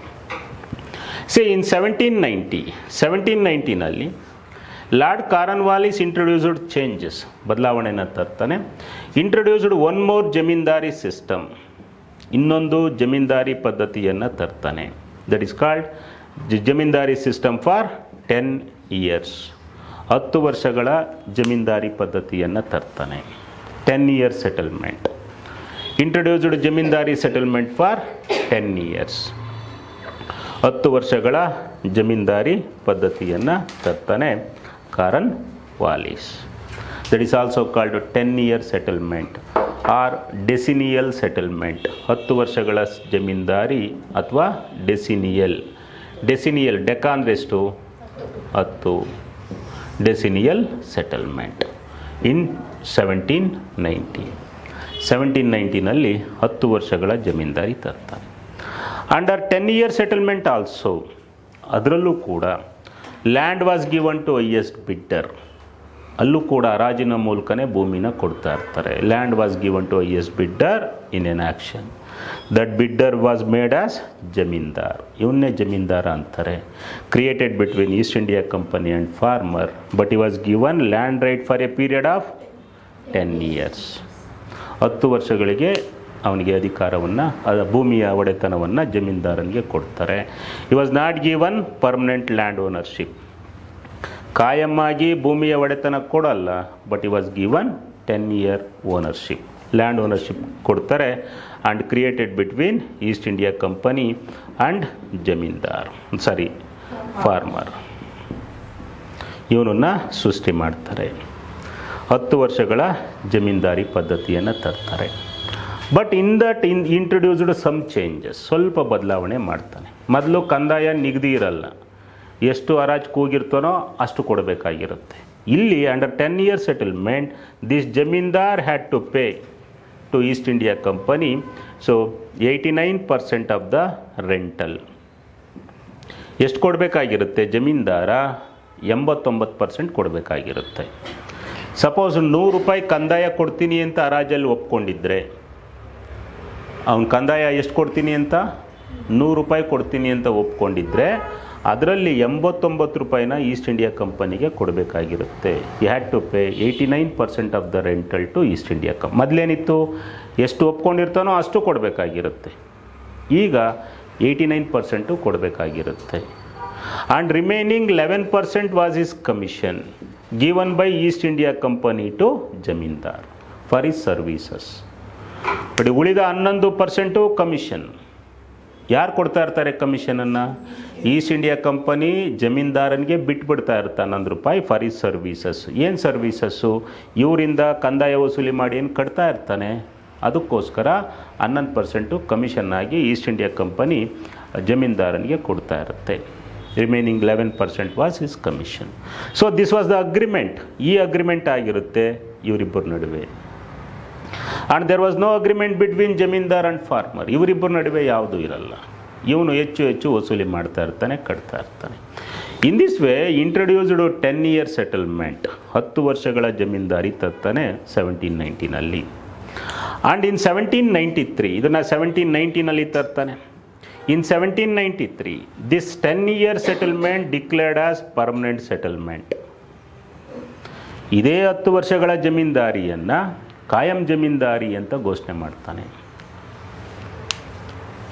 So in 1793 lord Cornwallis declared 10-year settlement as permanent. So 10 ವರ್ಷಗಳ ಜಮೀನ್ದಾರಿಯನ್ನು ಕಾಯಂ ಜಮೀನ್ದಾರಿ ಅಂತ ಹೇಳಿ ಘೋಷಣೆ ಮಾಡ್ತಾನೆ. ಇನ್ this way lord Cornwallis introduced permanent settlement system. ಕಾಯಂ ಜಮೀನ್ದಾರಿ ಪದ್ಧತಿಯನ್ನು ತರ್ತಾನೆ. Cornwallis important because of permanent settlement system. ನೋಡಿ, ಕಾಯಂ ಸೆಟಲ್ಮೆಂಟ್, ಪರ್ಮನೆಂಟ್ ಸೆಟಲ್ಮೆಂಟ್ ಸಿಸ್ಟಮ್, ಕಾಯಂ ಜಮೀನ್ದಾರಿ ಪದ್ಧತಿಯನ್ನು ತರ್ತಾನೆ. ಸೊ 1793ನಲ್ಲಿ ತರ್ತಾನೆ. ಇನ್ ಬೆಂಗಾಲ್ ಇದು 1955ವರೆಗೂ ಬೆಂಗಾಲಲ್ಲಿರುತ್ತೆ. After independence it was abolished. 1793ಇಂದ 1955ವರೆಗೂ ಬಂಗಾಳದಲ್ಲಿ ಏನಿರುತ್ತೆ?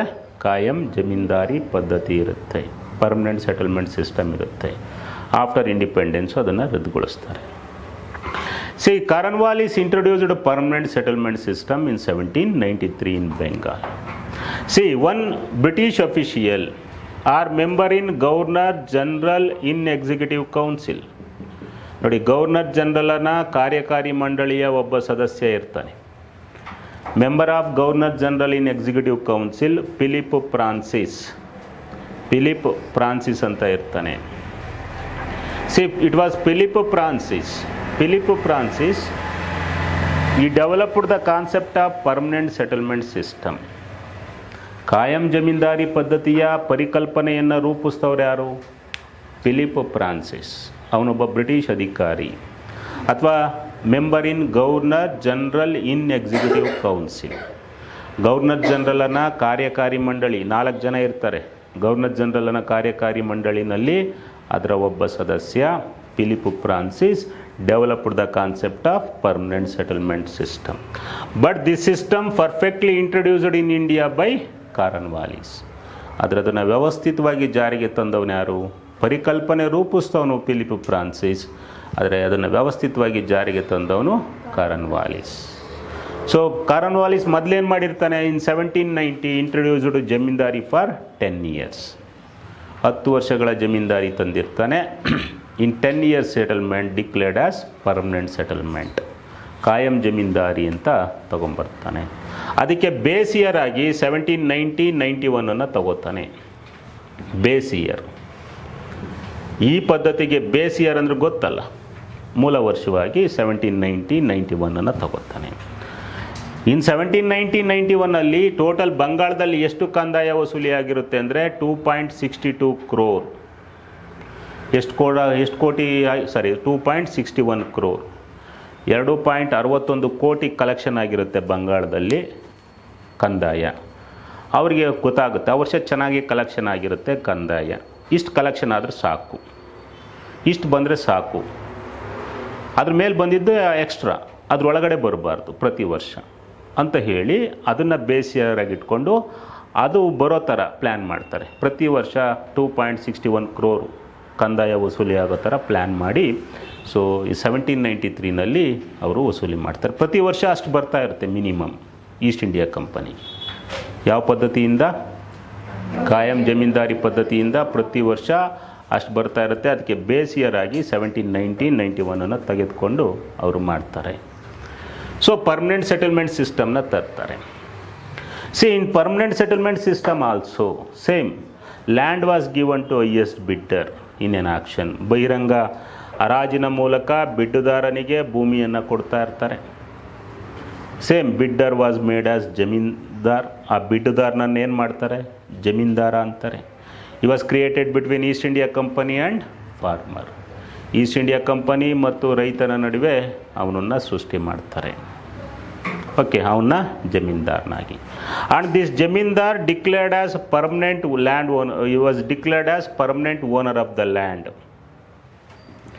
ಇವನಿಗೆ ಕಾಯಂ ಆಗಿ ಭೂಮಿಯ ಒಡೆತನವನ್ನು ಕೊಡ್ತಾರೆ. You are declared as permanent owner. It means land occupancy right was given to zamindar. ಇವನಿಗೆ ಭೂಮಿಯ ಒಡೆತನವನ್ನು ಕೊಡ್ತಾರೆ. And he was given hereditary land ownership. Hereditary means ವಂಶಪಾರಂಪರ್ಯವಾಗಿ ಭೂಮಿಯನ್ನು ಅನುಭವಿಸುವ ಅಧಿಕಾರನ ಕೊಡ್ತಾರೆ. ಕಾಯಂ ಮತ್ತು ವಂಶಪಾರಂಪರ್ಯ ಭೂಮಿಯ ಅಧಿಕಾರನ ಕೊಡ್ತಾರೆ. It means is a natural son or legal successor would succeed his land. ಅವನ ಸ್ವಂತ ಮಗ, ಕಾನೂನುಬದ್ಧ ಮಗನಿಗೆ ಭೂಮಿ ವರ್ಗಾಯಿಸ್ತಾ ಇರುತ್ತೆ, ದತ್ತು ಮಕ್ಕಳಿಗೆ ವರ್ಗಾವಣೆ ಆಗ್ತಿರಲ್ಲ. ಅದಕ್ಕೋಸ್ಕರನೇ ಪಾಳೆಗಾರರ ದಂಗೆಗಳಾಗ್ತವೆ. ಪಾಳೆಗಾರರು ಇರ್ತಾರೆ, ಲ್ಯಾಂಡ್ ಓನರ್ಸು, ಅವ್ರಿಗೆ ಮಕ್ಕಳಿರಲ್ಲ, ದತ್ತು ತಗೋತಾರೆ, ಅವ್ರಿಗೆ ಒಪ್ಕೊಳ್ಳಲ್ಲ. ಅದನ್ನೇ ಉಯ್ಯಾಲವಾಡ ನರಸಿಂಹರೆಡ್ಡಿ ಕೇಳಿದಿರಲ್ಲ, ಆಂಧ್ರದಲ್ಲಿ ದಂಗೆ ಹೇಳ್ತಾನೆ, ದತ್ತು ಮಕ್ಕಳಿಗೆ ವರ್ಗಾವಣೆ ಆಗ್ತಿರಲ್ಲ. So is legitimate son or successor, I mean legal son would succeed his land. ಅವನಿಗೆ ಭೂಮಿಯ ಒಡೆಯ ಅಂತ ಕೊಡ್ತಾರೆ. ಸಪೋಸ್ ಇವನಿಗೆ 50 ಎಕರೆನೋ 100 ಎಕರೆನೋ ಕೊಟ್ಟಿರ್ತಾರೆ ಅಂತ ಇಟ್ಕೊಳ್ಳಿ. ಅವನೇನು ಮಾಡ್ತಾನೆ, ಸಬ್ ಇನ್ಫಿಡೇಷನ್, ಒಳ ಉಂಬಳಿಯನ್ನು ಕೊಡ್ತಾ ಇರ್ತಾನೆ. See here under permanent settlement system this zamindar had to pay 89% of the rental to East India company. ಈ ಪದ್ಧತಿನಲ್ಲೂ ಕೂಡ ಈ 10 ಇಯರ್ ಸೆಟಲ್ಮೆಂಟ್ ಥರ ಎಷ್ಟು pay ಮಾಡಬೇಕಾಗಿರುತ್ತೆ?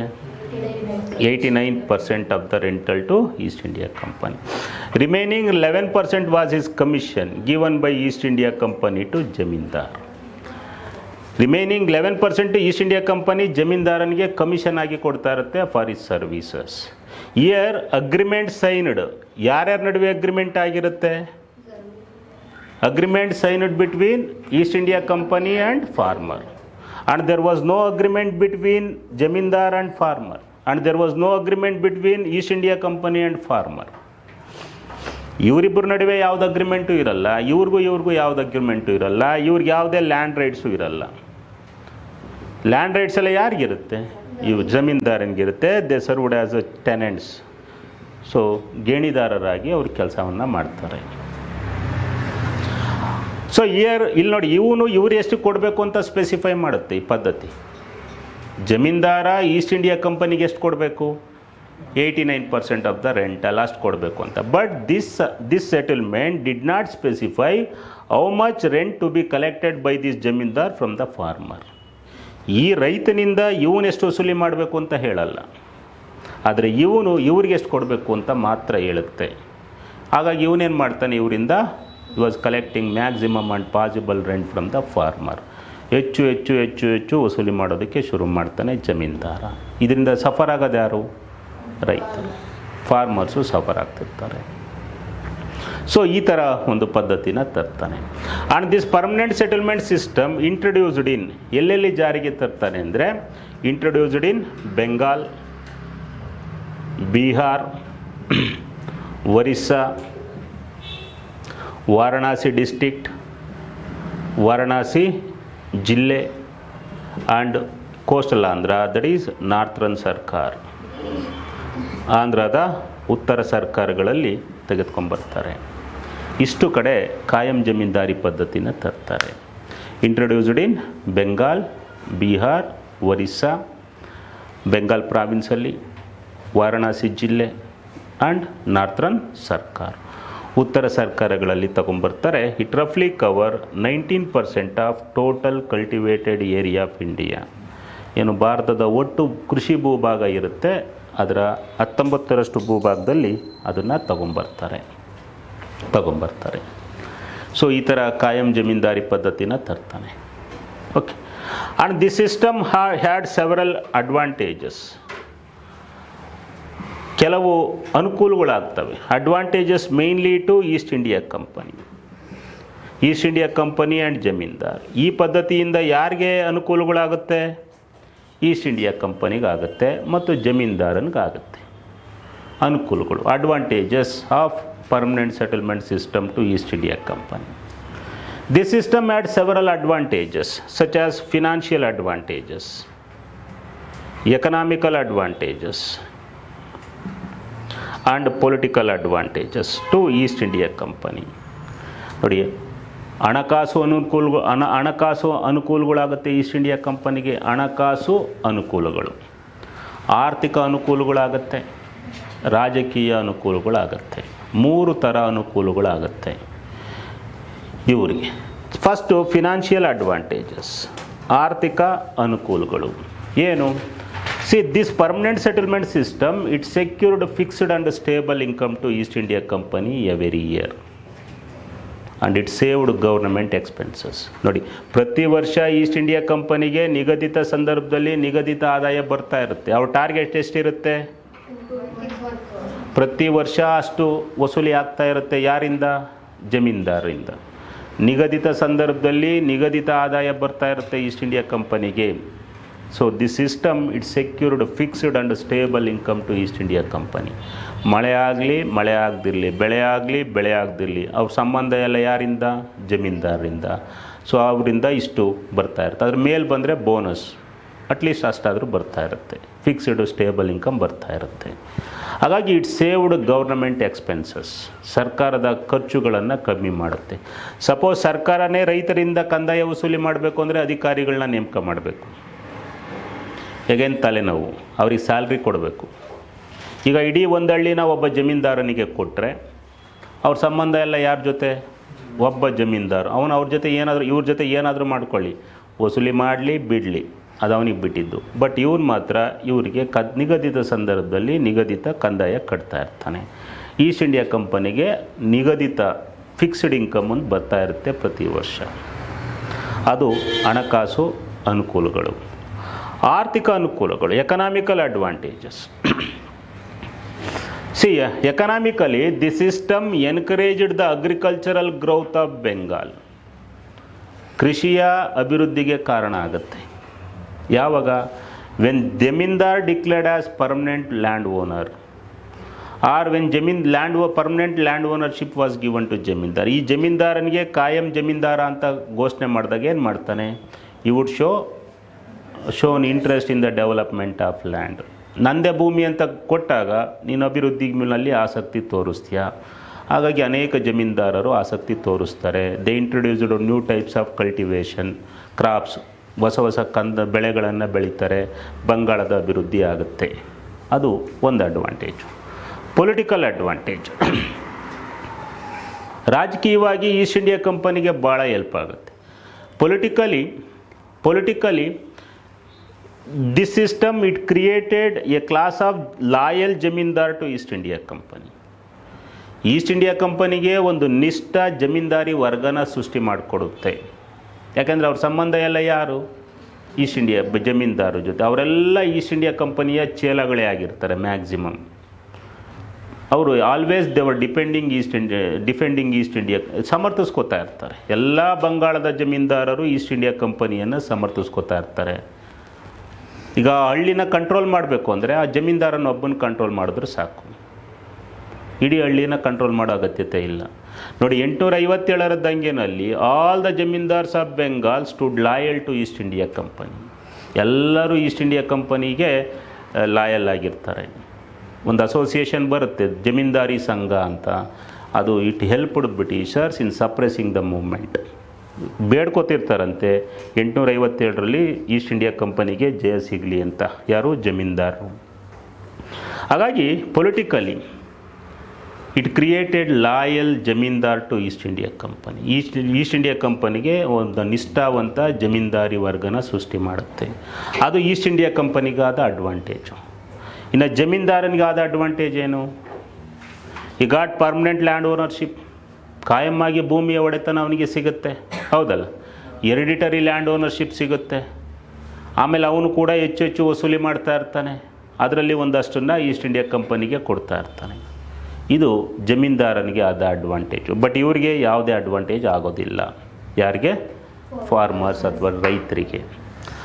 But this system also had several disadvantages. Advantages ಇದ್ದರೂ ಕೂಡ ಅನೇಕ ಅನಾನುಕೂಲಗಳು ಇರ್ತವೆ. It had several disadvantages. Advantages to East India Company, disadvantages to East India Company, disadvantages to zamindar, disadvantages to farm. ಅತಿ ಹೆಚ್ಚು ಅನಾನುಕೂಲಗಳಾಗೋದು ಇವರಿಗೆ. ಫಸ್ಟು ಅತಿ ಹೆಚ್ಚು ಅನಾನುಕೂಲಗಳಾಗೋದು ಇವರಿಗೆ, ಆಮೇಲೆ ಇವರಿಗೆ ಅನಾನುಕೂಲಗಳು. It also had several disadvantages. Even though the system introduced with good intention, ಯಾಕೆಂದರೆ ಹಿಂದೆ ಎಕ್ಸ್ಪೆರಿಮೆಂಟ್ ಮಾಡಿರ್ತಾರೆ, 5 year settlement, 1 year settlement, 10 year settlement ಅಂತ ಎಲ್ಲ ಎಕ್ಸ್ಪೆರಿಮೆಂಟ್ ಮಾಡಿರ್ತಾರೆ. ಪ್ರಯೋಗ ಮಾಡಿ ಕಾಯಂ ಜಮೀನ್ದಾರಿ ಪದ್ಧತಿನ ರೂಪಿಸಿರ್ತಾರೆ, ಒಳ್ಳೆ ಇಂಟೆನ್ಷನಿಂದ ತಂದಿರ್ತಾರೆ. Even though the system introduced with good intention, it had several disadvantages. ಅನೇಕ ಅನಾನುಕೂಲಗಳಾಗುತ್ತೆ ಈ ಪದ್ಧತಿಯಿಂದ. Because very soon this system turned into an engine of exploitation of farmers. ಈ ರೈತರನ್ನು ಶೋಷಿಸುವ ಒಂದು ಯಂತ್ರವಾಗಿ ಮಾರ್ಪಡುತ್ತೆ. Turned into an engine of exploitation of farmers, ರೈತರನ್ನು ಶೋಷಿಸುವ ಒಂದು ಯಂತ್ರವಾಗಿ ಮಾರ್ಪಡುತ್ತೆ. And this system it created feudalism at the top, feudalism at the top, serfdom at the bottom. ನೋಡಿ, ಉಳಿಗಮಾನ್ಯ ಸಮಾಜ ಸೃಷ್ಟಿಯಾಗಲಿಕ್ಕೆ ಕಾರಣ ಆಗುತ್ತೆ, ಉಳಿಗಮಾನ್ಯ ಸಮಾಜ. It created feudalism at the top, serfdom at the bottom. ಆಳು ಅರಸ, ಬಡವ ಶ್ರೀಮಂತ, ಈ ಥರ ಉಳಿಗಮಾನ್ಯ ಪದ್ಧತಿ ಸೃಷ್ಟಿಗೆ ಕಾರಣ ಆಗುತ್ತೆ. ಫಾರ್ ಎಕ್ಸಾಂಪಲ್, ಈ ಫಾರ್ಮರ್ಗೆ, ರೈತನಿಗೆ ಫ್ಯೂಡಲ್ ಲಾರ್ಡ್ ಯಾರು? ಇವನಿಗೆ ಉಳಿಗಮಾನ್ಯ ಪ್ರಭು ಯಾರು? ಜಮೀನ್ದಾರ. ಜಮೀನ್ದಾರನಿಗೆ ಉಳಿಗಮಾನ್ಯ ಪ್ರಭು ಯಾರು? East India company. East India ಕಂಪನಿಗೆ ಆಳು ಯಾರು? ಸರ್ಫ್ ಆಳು ಜಮೀನ್ದಾರ. ಜಮೀನ್ದಾರನಿಗೆ ಆಳು ಯಾರು? Farm. So it created feudalism at the top, serfdom at the bottom. It had 2 disadvantages, financial disadvantages and economical disadvantages. 2 ಥರ ಅನಾನುಕೂಲಗಳಾಗುತ್ತೆ, ಹಣಕಾಸು ಅನಾನುಕೂಲಗಳು, ಆರ್ಥಿಕ ಅನಾನುಕೂಲಗಳು. ಏನು ಹಣಕಾಸು ಅನಾನುಕೂಲಗಳು? Financial disadvantages. Even though under this system East India company got fixed and stable income every year. ಪ್ರತಿ ವರ್ಷ ಈಸ್ಟ್ ಇಂಡಿಯಾ ಕಂಪನಿಗೆ ನಿಗದಿತ ಸಂದರ್ಭದಲ್ಲಿ ನಿಗದಿತ ಆದಾಯ ಬರ್ತಾ ಇದ್ದರೂ ಕೂಡ it failed to collect revenue from the zamindars. ಇವರಿಂದ ಕಂದಾಯ ವಸೂಲಿ ಮಾಡೋದ್ರಲ್ಲಿ ಈಸ್ಟ್ ಇಂಡಿಯಾ ಕಂಪನಿ ಸೋತೋಗ್ಬಿಡುತ್ತೆ. ಓಕೆ, ನಿಗದಿತ ಆದಾಯ ಬರ್ತಿದ್ರೂ ಕೂಡ ಇವರಿಂದ ವಸೂಲಿ ಮಾಡೋದ್ರಲ್ಲಿ ವಿಫಲ ಆಗುತ್ತೆ.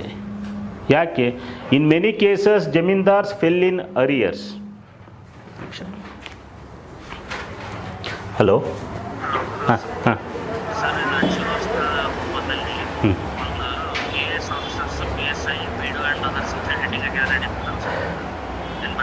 ಏನು ಬೇಡ, ಸುಮ್ಮನೆ ಹಾಕ್ಬಿಡಿ ಫೋಟೋಸ್. ಹಾಕಿ ಅದರ್ಸ್ ಅಂತಲೇ ಹಾಕಿ, ತೊಂದರೆ ಇಲ್ಲ, ಹಾಕಿ. ಹೇಳ್ತಾ ಇದ್ದೆ. ಸೊ ಈ ಒಂದು East India company through this system got fixed and stable income. ಪ್ರತಿ ವರ್ಷ ನಿಗದಿತ ಸಂದರ್ಭದಲ್ಲಿ ನಿಗದಿತ ಆದಾಯ ಬರ್ತಿದ್ರು ಕೂಡ it fail to collect revenue from the zamindars. In many cases zamindars fell in arrears. ಸಾಲಗಳಲ್ಲಿ ಉಳ್ಕೊಂಡ್ಬಿಡ್ತಾರೆ ಜಮೀನ್ದಾರ್. ಯಾಕೆಂದರೆ ಹರಾಜಲ್ಲಿ ಜಾಸ್ತಿ ಕೂಗಿರ್ತಾರೆ, ಇವರಿಂದ ವಸೂಲಿ ಆದ್ರೆ ತಾನೇ ಜಮೀನ್ದಾರ ಇವ್ರಿಗೆ ಪೇ ಮಾಡೋದು.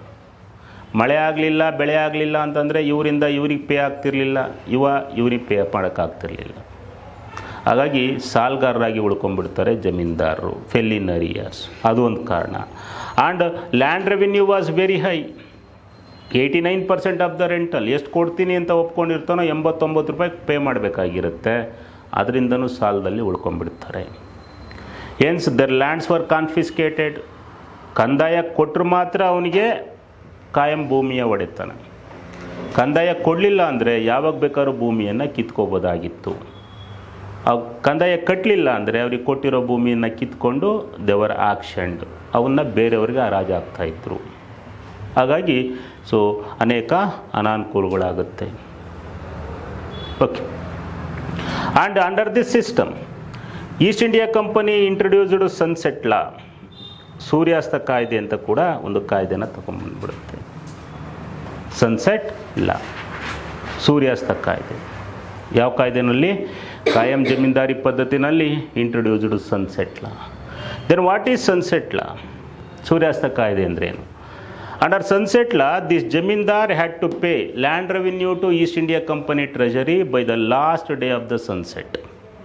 ಇಂಥ ದಿವಸ ಲಾಸ್ಟ್ ಡೇ, ಕಂದಾಯ ಕಟ್ಟೋದಕ್ಕೆ ಕೊನೆಯ ದಿನ ಅಂತ ಏನಿರುತ್ತೆ, ಆ ದಿನದ ಸೂರ್ಯ ಅಸ್ತ ಮುಳುಗೋದ್ರೊಳಗಡೆ ಅಂದರೆ ಸಾಯಂಕಾಲ 5:30 ಒಳಗಡೆ ಕಂದಾಯನ ಈಸ್ಟ್ ಇಂಡಿಯಾ ಕಂಪನಿ ಟ್ರೆಜರಿಗೆ ಕೊಡಬೇಕಾಗಿತ್ತು. ಯಾರು?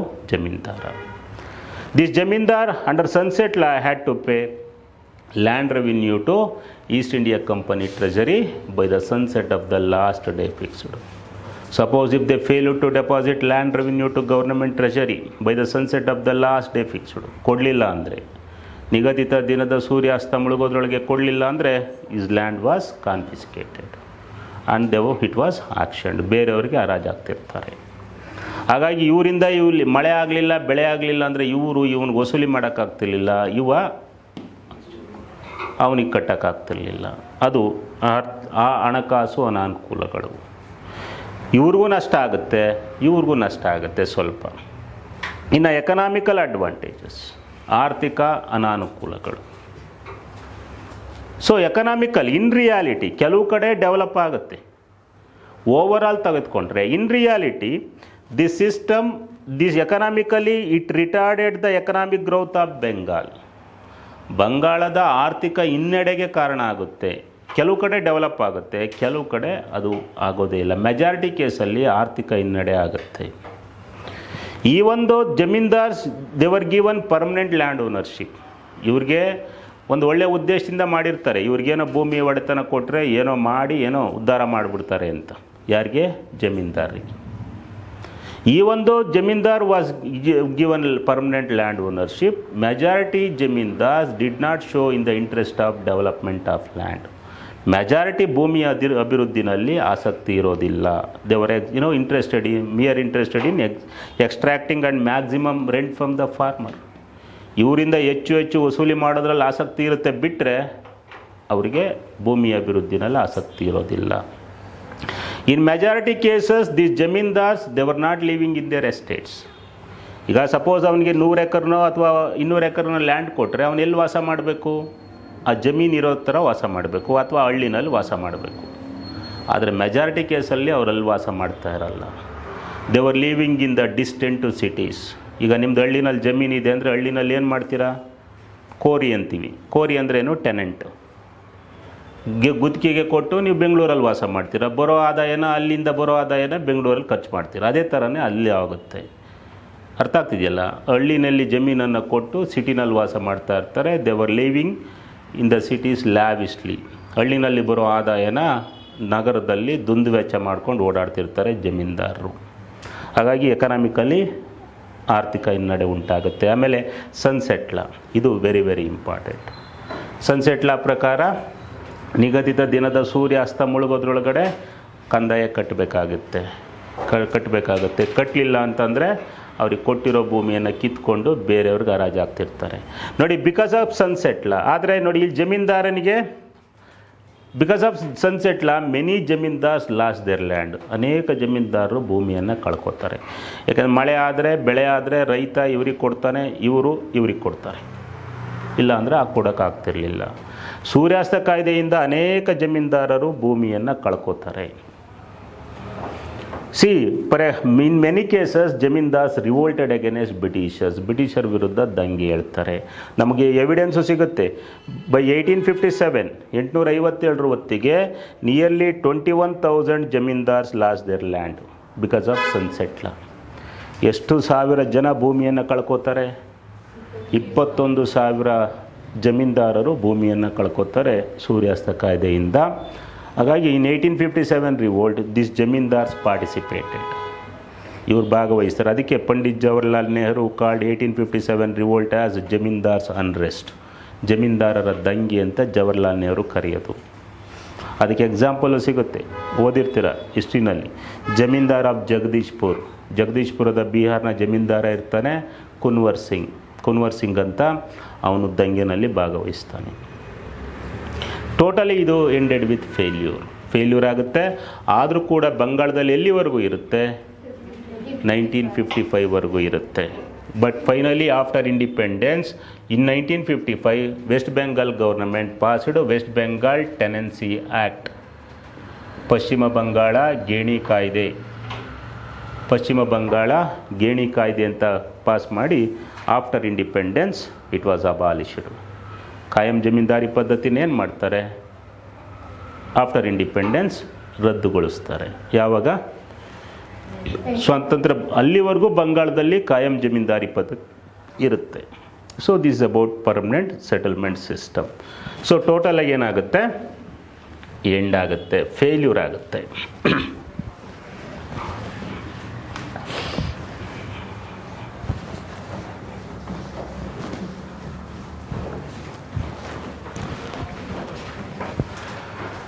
ಸಿ ಆಫ್ಟರ್ ಇಟ್ಸ್ ಫೇಲ್ಯೂರ್ ಅದಾದಮೇಲೆ they introduced one more revenue settlement system in 1820.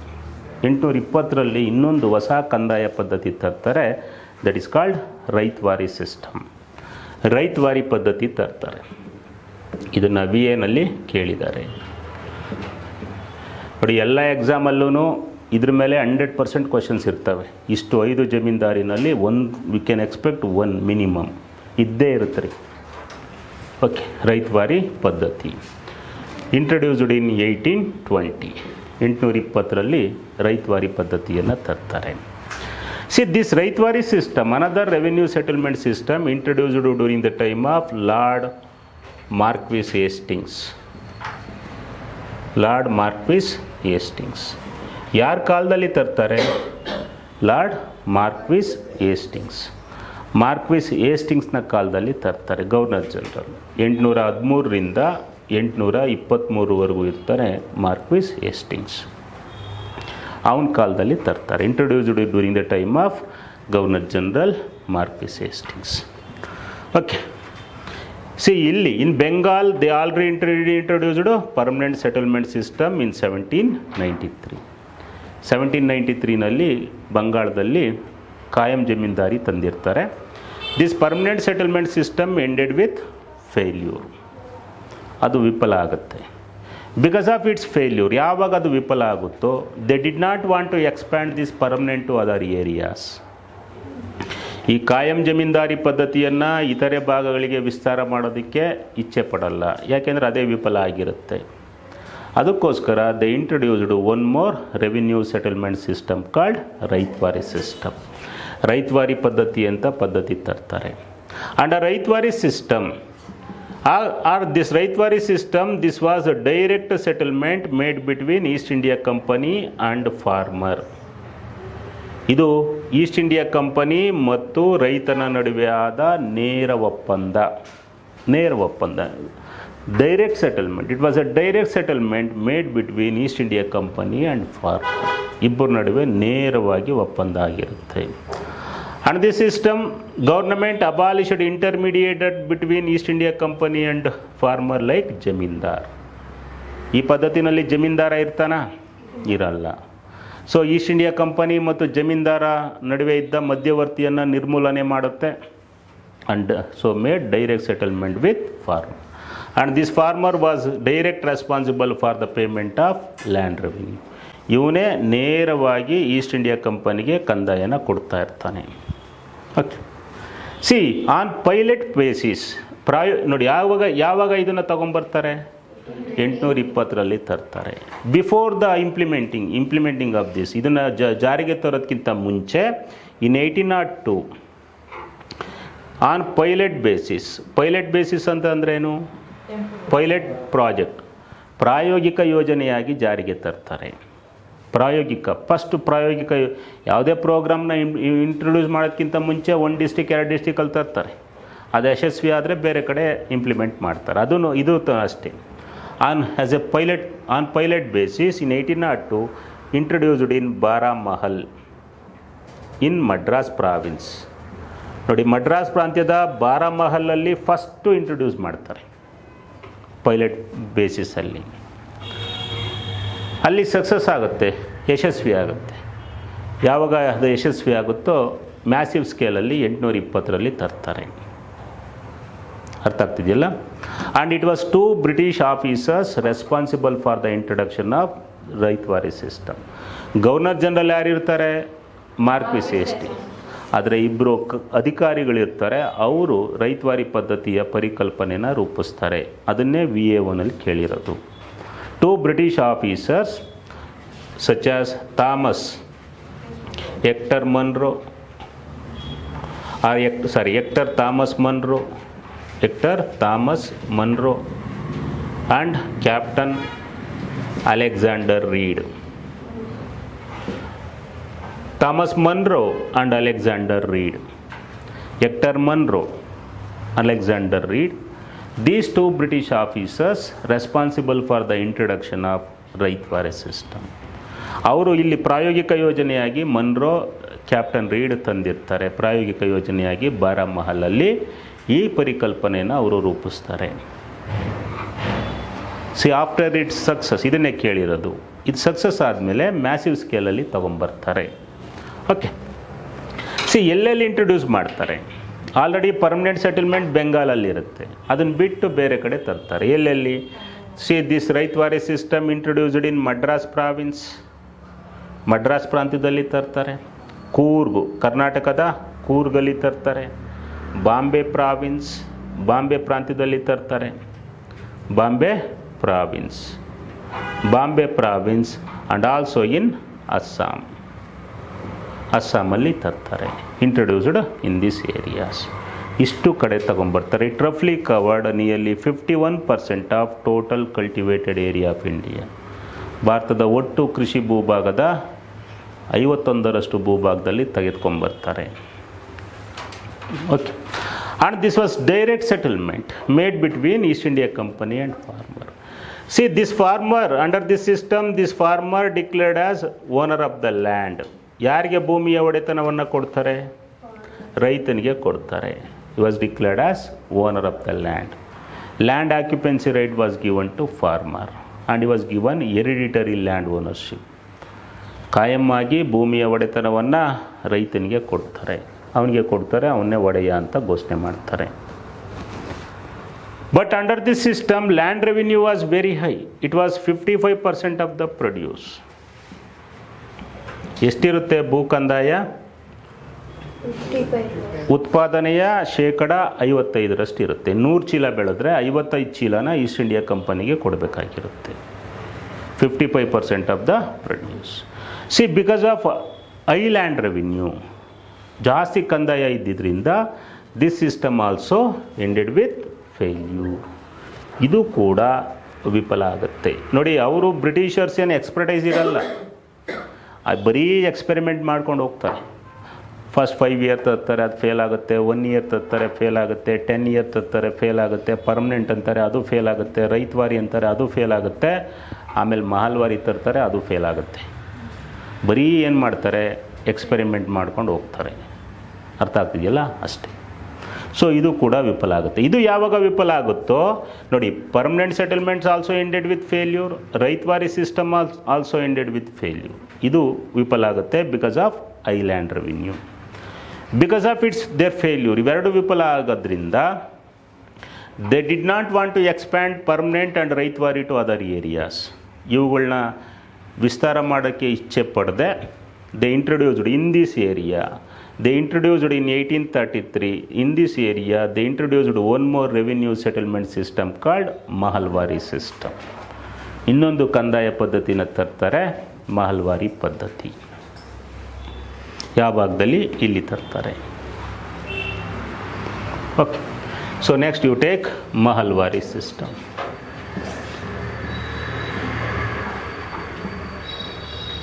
Mahalwari system 1833.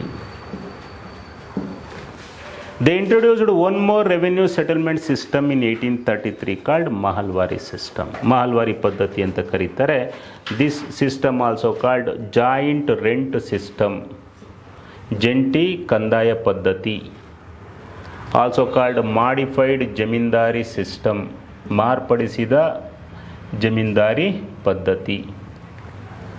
Modified zamindari system, ಮಾರ್ಪಡಿಸಿದ ಜಮೀನ್ದಾರಿ ಪದ್ಧತಿ ಅಥವಾ ಜಾಯಿಂಟ್ ರೆಂಟ್ ಸಿಸ್ಟಮ್, ಜಂಟಿ ಕಂದಾಯ ಪದ್ಧತಿ ಅಂತ ಬೇರೆ ಬೇರೆ ಹೆಸರಿನಿಂದ ಕರೀತಾ ಇರ್ತಾರೆ. This mahalwari system introduced during the time of governor general Lord William Bentinck. ಯಾರ ಕಾಲದಲ್ಲಿ ತರ್ತಾರೆ? Lord William Bentinck. Lord William Bentinck ಕಾಲದಲ್ಲಿ introduced one more revenue settlement system called mahalwari system. Mahalwari ಪದ್ಧತಿ ಅಂತ ಇನ್ನೊಂದು ಪದ್ಧತಿನ ಜಾರಿಗೆ ತರ್ತಾನೆ. Okay, see this mahalwari system it add good elements of permanent and ryotwari system. ನೋಡಿ, ಕಾಯಂ ಜಮೀನ್ದಾರಿ ಪದ್ಧತಿಯ ಒಳ್ಳೆಯ ಅಂಶ, ರೈತವಾರಿ ಪದ್ಧತಿಯ ಒಳ್ಳೆಯ ಅಂಶ, ಎರಡರಲ್ಲಿದ್ದವಂಥ ಒಳ್ಳೊಳ್ಳೆಯ ಅಂಶಗಳನ್ನು ತೆಗೆದುಕೊಂಡು ಮಹಲ್ವಾರಿ ಪದ್ಧತಿ ಅಂತ ಹೊಸ ಪದ್ಧತಿಯನ್ನು ರೂಪಿಸ್ತಾರೆ. It add good elements of both permanent and ryotwari system. ಎರಡರಲ್ಲಿರೋ ಒಳ್ಳೊಳ್ಳೆ ಅಂಶಗಳನ್ನು ತೆಗೆದುಕೊಂಡು ಇನ್ನೊಂದು ಹೊಸ ಕಂದಾಯ ಪದ್ಧತಿಯನ್ನು ತರ್ತಾರೆ. ಅದನ್ನು ಮಹಲ್ವಾರಿ ಪದ್ಧತಿ ಅಂತ ಹೇಳಿ ಕರೀತಾರೆ. Okay, so introduced in 1833. 1833ನಲ್ಲಿ ತರ್ತಾರೆ. ಸೊ ಎಲ್ಲೆಲ್ಲಿ ಇಂಟ್ರೊಡ್ಯೂಸ್ ಮಾಡ್ತಾರೆ? This system introduced in Punjab, Agra, north west province, ವಾಯುವ್ಯ ಪ್ರಾಂತ್ಯ. ವಾಯುವ್ಯ ಪ್ರಾಂತ್ಯ ಅಂದರೆ ಈಗ ಕಾನ್ಪುರ ಅಂತ ಕರೀತಾರೆ, ಉತ್ತರಾಖಂಡ, ಕಾನ್ಪುರ, ರೋಹಿಲ್ಖಂಡ್, ಅಲ್ಲಿ ಅದನ್ನು ವಾಯುವ್ಯ ಪ್ರಾಂತ್ಯ, ನಾರ್ತ್ ವೆಸ್ಟ್ ಪ್ರಾವಿನ್ಸ್. ಹೌದಲ್ಲಿ ತಗೊಂಬರ್ತಾರೆ. ಹೌದು and at in Gangetic valley, Ganga ನದಿಯ ಬಯಲು, ಇಷ್ಟು ಕಡೆ ತಗೊಂಬರ್ತಾರೆ. ಗ್ಯಾಂಜೆಟಿಕ್ ವ್ಯಾಲಿ ಇಷ್ಟು ಕಡೆ ಅದನ್ನು ತಗೊಂಬರ್ತಾರೆ. It was 2 British officers responsible for the introduction of mahalwari system. ಇಬ್ಬರು ಬ್ರಿಟಿಷ್ ಅಧಿಕಾರಿಗಳಿರ್ತಾರೆ, ಅವರು ಪರಿಕಲ್ಪನೆಯನ್ನು ರೂಪಿಸ್ತಾರೆ. 2 British officers such as Colonel Robert Martin Bird and Holt Mackenzie. Colonel Robert Martin Byrd and Walt Mackenzie, these 2 British officers responsible for the introduction of mahalwari system. ಅವರು ರೂಪಿಸ್ತಾರೆ ಮಹಲ್ವಾರಿ ಪದ್ಧತಿಯನ್ನು. ಆ ಪರಿಕಲ್ಪನೆಯನ್ನು ರೂಪಿಸೋದು ಕರ್ನಲ್ ರಾಬರ್ಟ್ ಮಾರ್ಟಿನ್ ಬರ್ಡ್ ಮತ್ತು Holt Mackenzie, introduced during the time of lord William Bentinck. Then what are the features of this mahalwari system? ಇದರ ಅಂಶಗಳೇನು? See I told you this mahalwari system it add good elements of both ryotwari and permanent settlement system. ಎರಡರ ಒಳ್ಳೊಳ್ಳೆ ಅಂಶಗಳನ್ನು ತೆಗೆದುಕೊಂಡು ಮಹಲ್ವಾರಿ ಪದ್ಧತಿಯನ್ನು ರೂಪಿಸಿರ್ತಾರೆ. ಎರಡರ ಲಕ್ಷಣಗಳನ್ನು ನಾವು ನೋಡ್ತೀವಿ. ಓಕೆ, ಏನೇನು ನೋಡ್ತೀವಿ? Under this mahalwari system, land divided into land, ಭೂಮಿಯನ್ನು ಲ್ಯಾಂಡ್ ಡಿವೈಡೆಡ್ ಇಂಟು ಮಹಲ್, ಭೂಮಿಯನ್ನು ಅನೇಕ ಮಹಲ್ಗಳಾಗಿ ವಿಭಾಗ ಮಾಡಿರ್ತಾರೆ. Land divided into mahal consisted group of villages. ನೋಡಿ, ಹಳ್ಳಿಗಳ ಗುಂಪನ್ನು ಏನಂತ ಮಾಡ್ತಿರ್ತಾರೆ? ಹಳ್ಳಿಗಳ ಗುಂಪಿಗೆ ಒಂದು ಮಹಲ್ ಮಾಡಿರ್ತಾರೆ. ಅನೇಕ ಹಳ್ಳಿಗಳನ್ನು ತೆಗೆದುಕೊಂಡು ಒಂದು ಮಹಲ್ ಅಂತ ಮಾಡಿರ್ತಾರೆ. ಮಹಲ್ ಅಂದರೆ ಎಸ್ಟೇಟ್ ಅಂತ ಕೂಡ. Here tax imposed on mahal, ತೆರಿಗೆಯನ್ನು ಮಹಲ್ ಮೇಲೆ ಹಾಕ್ತಿರ್ತಾರೆ, ಕಲೆಕ್ಟಿವ್ ಆಗಿ ಹಾಕ್ತಿರ್ತಾರೆ. And tax collected from mahal. ಇಡೀ ಮಹಲ್ ಅಂತಂದರೆ ಗ್ರೂಪ್ ಆಫ್ ವಿಲೇಜಸ್, ಹಳ್ಳಿಗಳ ಗುಂಪಿನ ಮೇಲೆ ಹಾಕ್ತಿರ್ತಾರೆ. ಇದನ್ನೇನೆ ಗುಪ್ತರ ಕಾಲದಲ್ಲೂ ಹಾಕ್ತಿರ್ತಾರೆ. ಸೇಮ್ ಅಲಿವಕಾರ ಅಂತ ಒಂದು ಟ್ಯಾಕ್ಸು ಗುಪ್ತರ ಕಾಲದಲ್ಲಿ, tax imposed on group of villages, ಗುಪ್ತರು. ಅದೇ ಥರ ಇಲ್ಲೂ ಕೂಡ ಮಹಲ್ ಮೇಲೆ ಟ್ಯಾಕ್ಸ್ ಹಾಕ್ತಾರೆ, ಮಹಲಿಂದ ಟ್ಯಾಕ್ಸನ್ನು ವಸೂಲಿ ಮಾಡ್ತಿರ್ತಾರೆ. ಅದ್ಯಾವುದಕ್ಕೆ ಇದಾಗುತ್ತೆ? ಜಮೀನ್ದಾರಿ ಪದ್ಧತಿ. ಇಡೀ ಹಳ್ಳಿಗೆ ಒಬ್ಬ ಜಮೀನ್ದಾರ, ಅರ್ಥ ಆಗ್ತಿದೆಯಲ್ಲ, ಆ ಜಮೀನ್ದಾರನಿಂದ ವಸೂಲಿ ಮಾಡ್ತಿರ್ತಾರೆ. ಅದು ಯಾವುದಕ್ಕೆ? ಜಮೀನ್ದಾರಿ ಪದ್ಧತಿಗೆ ಈಕ್ವಲ್. ಅದಕ್ಕೆ ಅದನ್ನೇನಂತಾರೆ? ಮಾಡಿಫೈಡ್ ಜಮೀನ್ದಾರಿ ಸಿಸ್ಟಮ್, ಮಾರ್ಪಡಿಸಿದ ಜಮೀನ್ದಾರಿ ಪದ್ಧತಿ. But here land occupancy rights given to farmers. Land ರೈಟನ್ನು ಯಾರಿಗೆ ಕೊಟ್ಟಿರ್ತಾರೆ? ರೈತನಿಗೆ ಕೊಟ್ಟಿರ್ತಾರೆ. ಲ್ಯಾಂಡ್ ರೈಟ್ಸನ್ನು ರೈತನಿಗೆ ಕೊಟ್ಟಿರ್ತಾರೆ. ಲ್ಯಾಂಡ್ ರೈಟ್ಸನ್ನು farmers they were doing cultivation individually. ರೈತರೆಲ್ಲ ವೈಯಕ್ತಿಕವಾಗಿ ವ್ಯವಸಾಯ ಮಾಡ್ತಾ ಇರ್ತಾರೆ. ಭೂಮಿಯ ಒಡೆತನೂ ರೈತರಿಗೆ ಕೊಟ್ಟಿರ್ತಾರೆ. But in payment of land revenue ಎಲ್ಲರೂ ಕಲೆಕ್ಟಿವ್ಲಿ ರೆಸ್ಪಾನ್ಸಿಬಲ್. ವೈಯಕ್ತಿಕ ಇಂಡಿವಿಜುವಲ್ ಆಗಿ ವ್ಯವಸಾಯ ಮಾಡ್ತಾ ಇರ್ತಾರೆ, ಎಲ್ಲರೂ ಸೇರಿ ಕಂದಾಯ ಕೊಡ್ತಾ ಇರ್ತಾರೆ. ಇದು ಇಂಡಿವಿಜುವಲ್ ಆಗಿ ವ್ಯವಸಾಯ ಮಾಡ್ತಿರ್ತಾರೆ, ಲ್ಯಾಂಡ್ ರೆವಿನ್ಯೂ ಲ್ಯಾಂಡ್ ರೈಟ್ಸು ರೈತರಿಗೆ ಕೊಟ್ಟಿರ್ತಾರೆ ಅಂದರೆ ಯಾವುದಕ್ಕೆ ಈಕ್ವಲ್? ಅದು ರೈತವಾರಿ ಪದ್ಧತಿಯ ಲಕ್ಷಣ. ಹೌದಲ್ಲ, ಲ್ಯಾಂಡ್ ರೈಟ್ಸ್ ಯಾರ ಹತ್ರ ಇರುತ್ತೆ? ಇಲ್ಲಿ ರೈತರ ಹತ್ರ ಇರುತ್ತೆ.